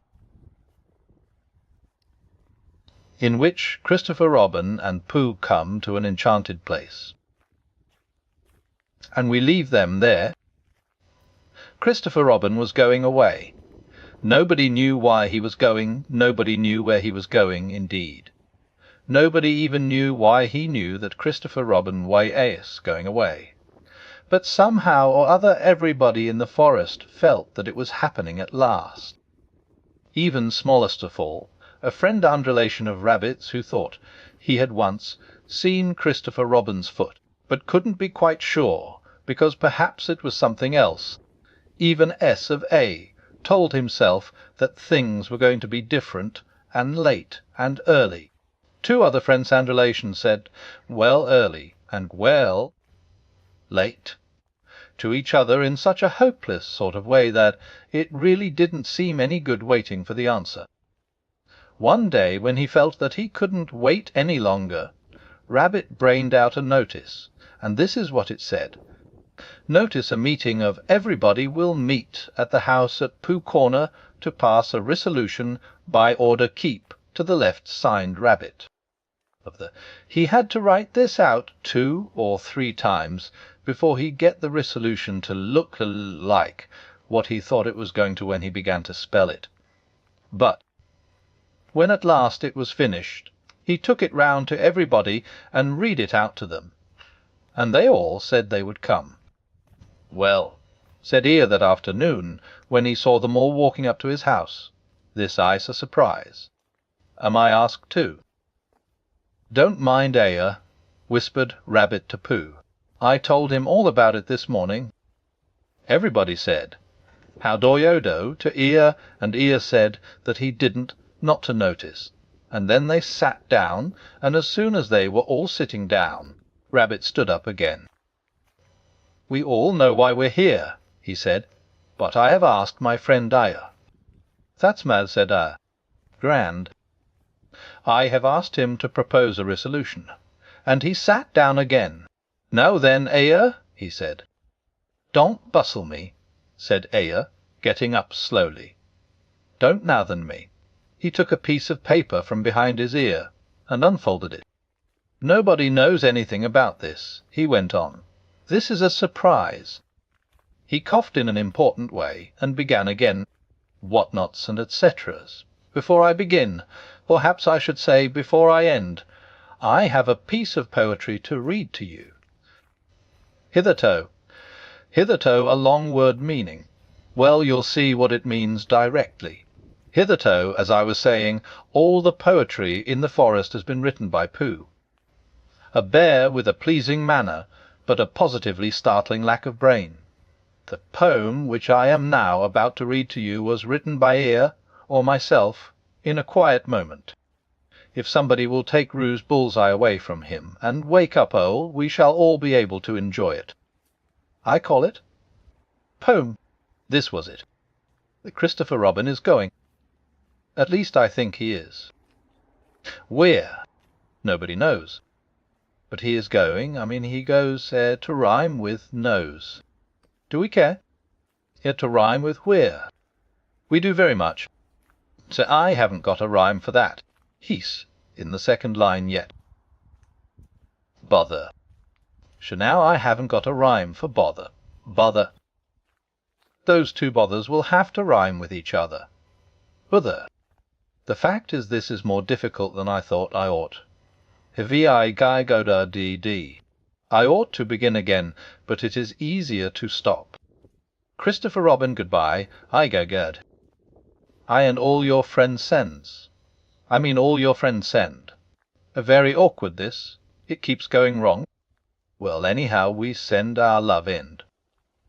If anybody wants to clap, said Eeyore when he had read this, now is the time to do it. They all clapped. Thank you, said Eeyore.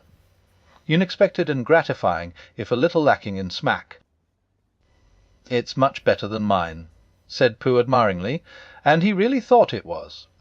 Well, explained Eeyore modestly, it was meant to be. The resolution, said Rabbit, is that we all sign it and take it to Christopher Robin. So it was signed Pooh Piglet, Wall, Eeyore, Rabbit, Kanga, Blot, Smudge, and they all went off to Christopher Robin's house with it. "Hallo, everybody," said Christopher Robin. "Hallo, Pooh." They all said, "Hallo," and felt awkward and unhappy suddenly, because it was a sort of goodbye they were saying, and they didn't want to think about it. So they stood around and waited for somebody else to speak, and they nudged each other and said, "Go on," and gradually Eeyore was nudged to the front, and the others crowded behind him. "What is it, Eeyore?" asked Christopher Robin. Eeyore swished his tail from side to side, so as to encourage himself, and began. "Christopher Robin," he said, "we've come to say to give you, it's called, written by, but we've all, because we've heard, we all know. Well, you see, it's we, you. Well, that, to put it as shortly as possible, is what it is." He turned round angrily on the others and said, "Everybody crowds round so in this forest. There's no space. I never saw a more spreading lot of animals in my life, and all in the wrong places. Can't you see that Christopher Robin wants to be alone? I'm going," and he humped off. Not quite knowing why, the others began edging away, and when Christopher Robin had finished reading poem, and was looking up to say, "Thank you," only Pooh was left. "It's a comforting sort of thing to have," said Christopher Robin, folding up the paper and putting it in his pocket. "Come on, Pooh!" And he walked off quickly. "Where are we going?" said Pooh, hurrying after him, and wondering whether it was to be an explore or a watch-all-you-about-you-know-what. "Nowhere," said Christopher Robin. So they began going there, and after they had walked a little way, Christopher Robin said, "What do you like doing best in the world, Pooh?" "Well," said Pooh, "what I like best," and then he had to stop and think, because although eating honey was a very good thing to do, there was a moment just before you began to eat it which was better then, when you were, but he didn't know what it was called. And then he thought that being with Christopher Robin was a very good thing to do, and having Piglet near was a very friendly thing to have. And so, when he had thought it all out, he said, "What I like best in the whole world is me, and Piglet going to see you, and you saying, 'What about a little something?' and me saying, 'Well, I shouldn't mind a little something, should you, Piglet?' and it being a hummy sort of day outside, and birds singing." "I like that too," said Christopher Robin, "but what I like best is nothing." "How do you do nothing?" asked Pooh, after he had wondered for a long time. "Well, it's when people call out at you just as you're going off to do it. 'What are you going to do, Christopher Robin?' and you say, 'Oh, nothing,' and then you go and do it." "Oh, I see," said Pooh. "This is a nothing sort of thing that we're doing now." "Oh, I see," said Pooh again. It means just going along, listening to all the things you can't hear, and not bothering," said Pooh. They walked on, thinking of this and that, and by they came to an enchanted place on the very top of the forest called Gallion's Lap, which is 60-something trees in a circle, and Christopher Robin knew that it was enchanted, because nobody had ever been able to count whether it was 63 or 64, not even when he tied a piece of string round each tree after he had counted it. Being enchanted, its floor was not like the floor of the forest, gorse and bracken and heather, but closer-set grass, quiet and smooth and green. It was the only place in the forest where you could sit down carelessly, without getting up again almost at once and looking for somewhere else, Sitting there, they could see the whole world spread out until it reached the sky, and whatever there was all the world over was with them in Galleon's lap.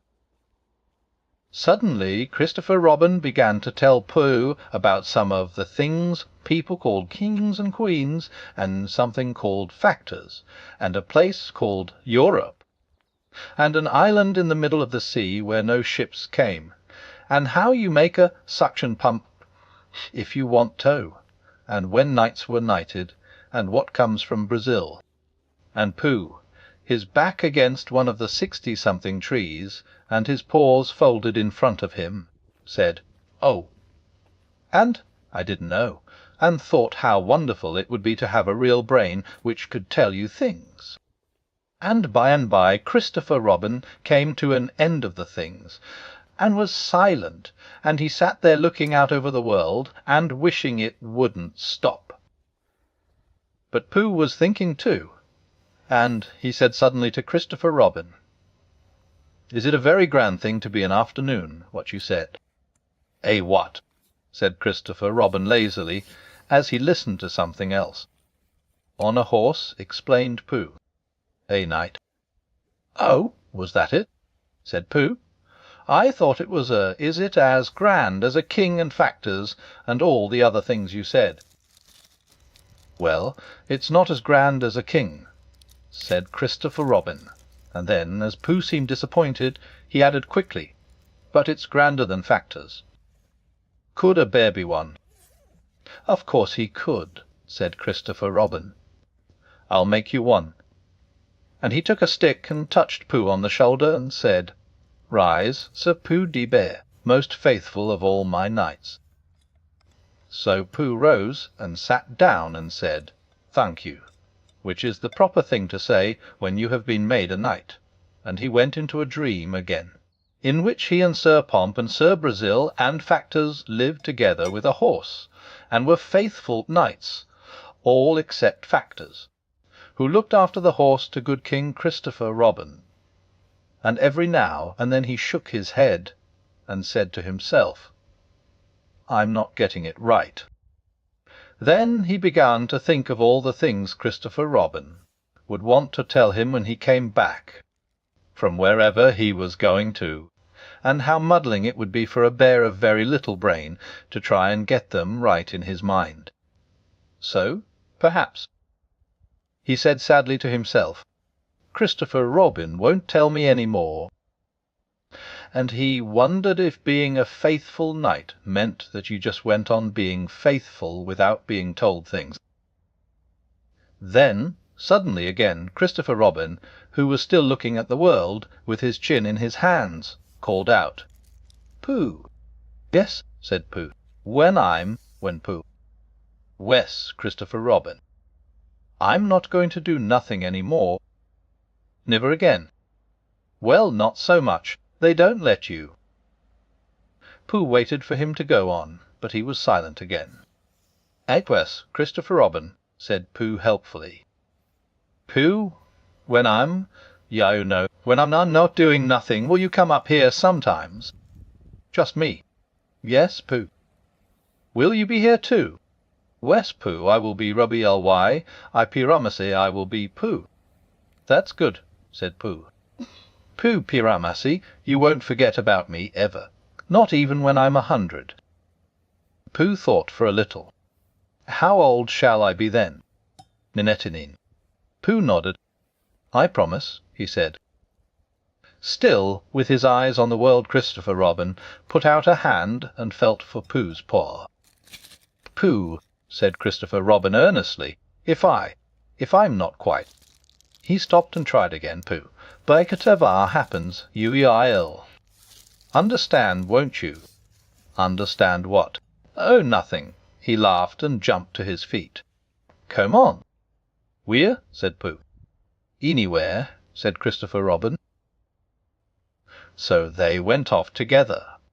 But wherever they go, and whatever happens to them on the way, in that enchanted place on the top of the forest, a little boy and his bear will always be playing. Books for boys and girls. by a Millie Byh Shepherd. When we were very young now, we are 6 Winnie-the-Pooh the house at Pooh Corner, the Christopher Robin story book songbooks from the poems of A. Milne Myhmusecbyh. Fraser Simpson, 14 songs, The King's Breakfast, Teddy Bear and Other Songs, the hums of Pooh songs from Now We Are 6. E. P. Dutton and Co. Inc.